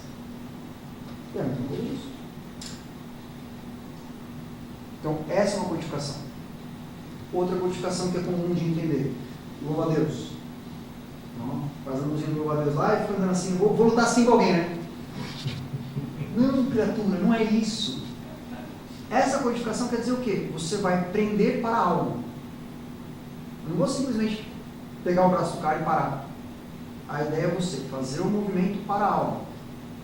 Vamos pegar um voluntário? Quem? Wagner? Vai ser voluntário? Estava falando isso, vai ser legal. É coisa de ontem, né? Uma coisa assim. É mais fácil Vem mostrar. pra cá. Fica daqui, deixa eu ver a câmera aqui, da pessoa dele. Pessoal bom. Então qual que é a ideia? Vem um soco. Para que serve a mão do louva-a-Deus? É você prender para fazer algo. Não é só você prender e ficar assim, né? Não faz sentido. Então você prender e fazer alguma coisa. Prender e fazer alguma coisa. Então, todas essas codificações de mão, de perna, eu falei agora faz a posição de luta. A posição lá do gato. Minha mão pesada é essa daqui, ó. Tá, mas e daí? Essa mão pesada é essa daqui e a da frente é levinha do gato, certo? Certo.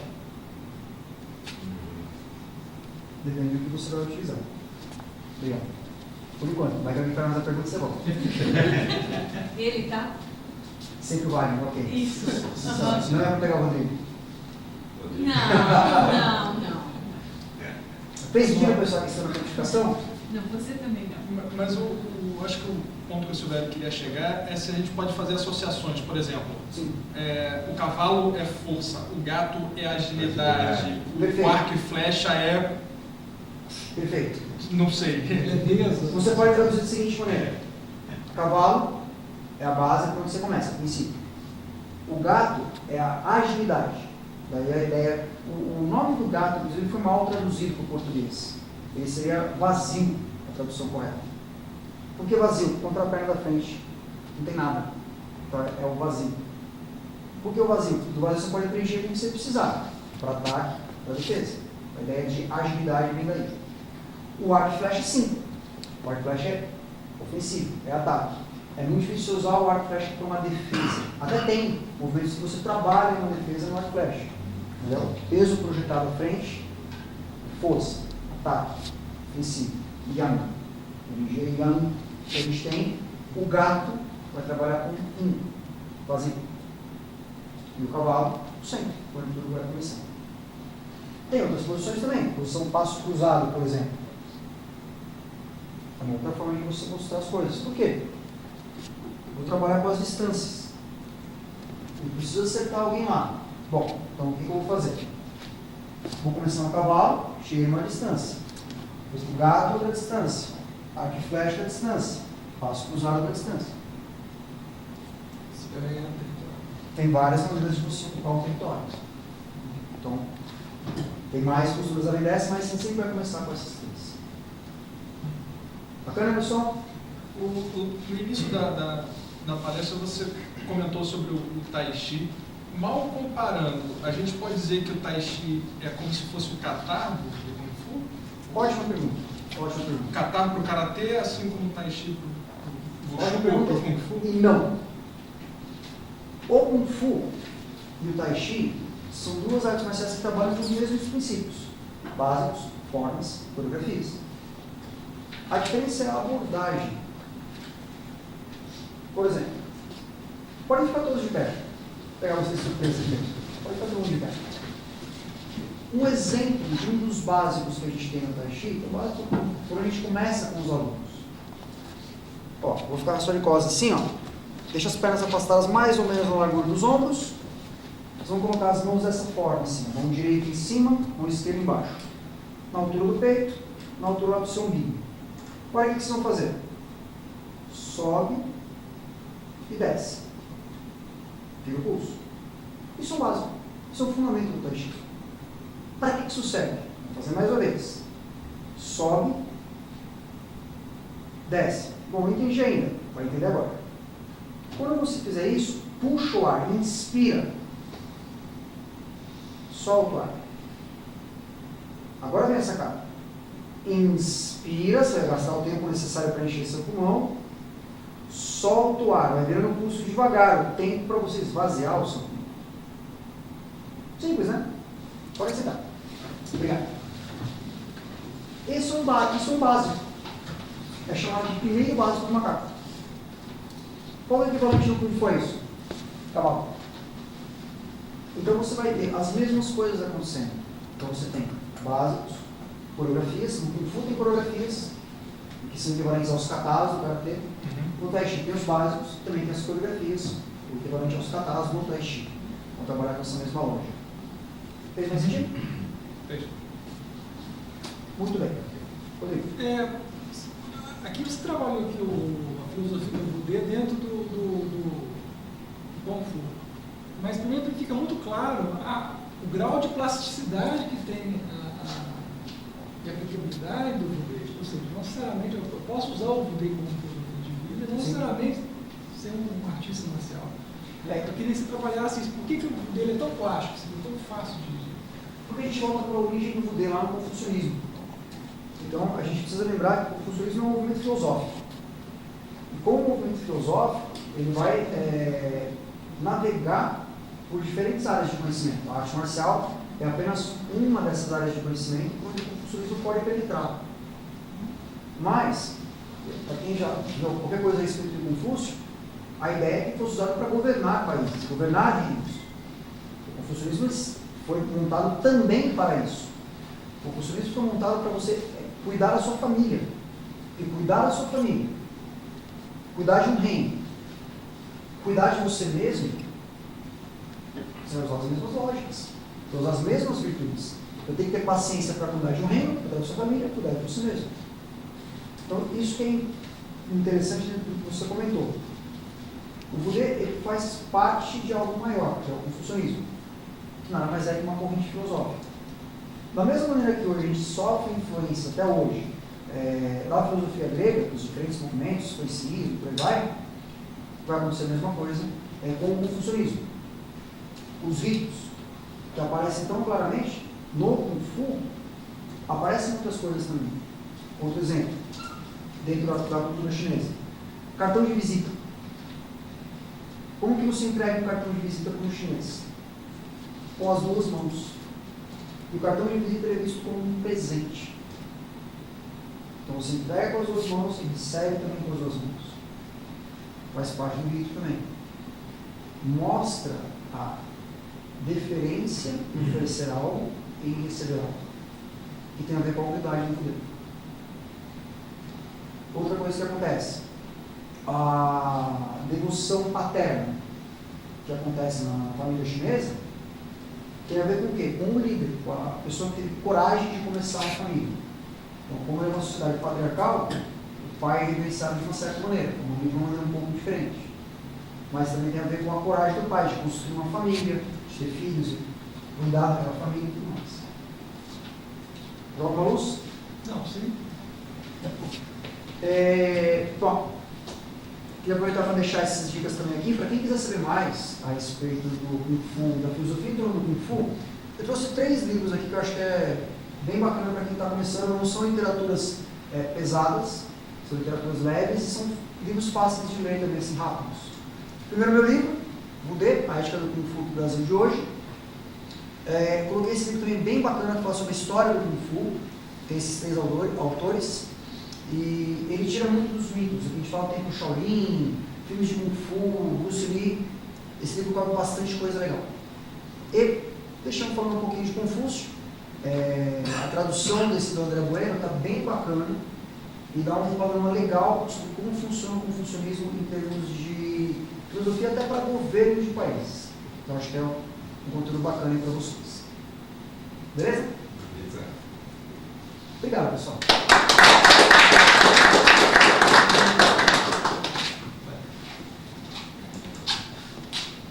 Bom, meus irmãos, queria agradecer a presença de todos aqui, agradecer, fazer um agradecimento especial aqui ao Danilo, a Cristina, que atenderam a nossa solicitação aqui, o convite, foi muito prazeroso, foi muito engrandecedor, né, a palestra, né, isso enriqueceu muita gente. Agora vem a parte mais legal aqui, a parte divertida da nossa palestra aqui. Caxias tem um aplicativo aqui, sorteio. Antônio, cadê o livro de presente? Aqui. Nossa, queria tanto ganhar um livro desse. Ó, se por acaso a Cristina for sorteada por livro, Não, eu gostaria de nem entrar. não, mas é um aplicativo que vai. Tem que ser sorteio de novo. Ok.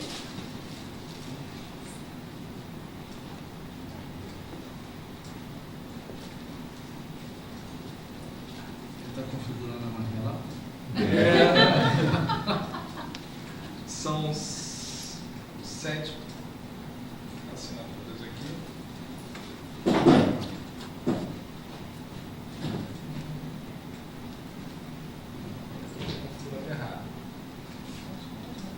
Configurando errado. Ninguém ia ser sorteado, porque entre 7 e 6 são 7. Eu nem consegui fazer essa mesma coisa.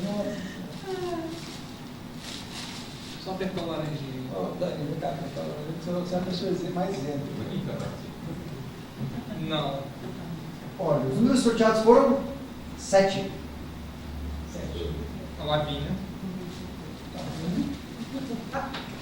Gente, mas salve palmas para quem ganhou, hein, calma, lembrado, 7. Dobra a parede. Disse que era bater lá. Agora, João? Agora Tentar de novo. Vamos tentar de novo. Atenção. 7.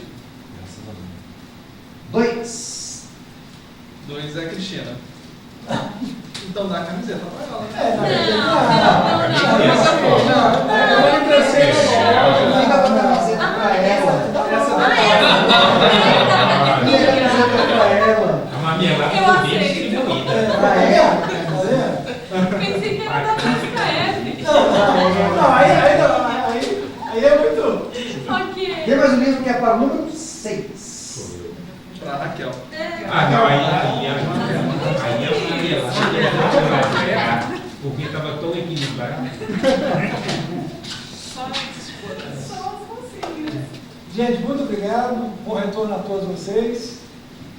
E olha só, quem quiser, essa palestra do Danilo aqui, ele concedeu que a gente arrecadasse um pouquinho de refrigerante. Dia 11 de novembro nós vamos fazer uma feijoada beneficente. Tá? Vai ser de perto do Hospital Uma Veracruz ali. super feijoada beneficente com samba. Gostei dessa parte. São de raiz aí, são de raiz. Então todo mundo está convidado, quem quiser comprar convite, o Alex está aí com a gente aqui, tá? Isso é um movimento muito bacana, porque isso é uma forma que a indústria energista tem como financiar seus trabalhos sociais, seus projetos sociais. Então, ter todos vocês com a gente lá no dia vai ser uma honra e um prazer, tá? Muito obrigado a todos vocês. Obrigado, pessoal.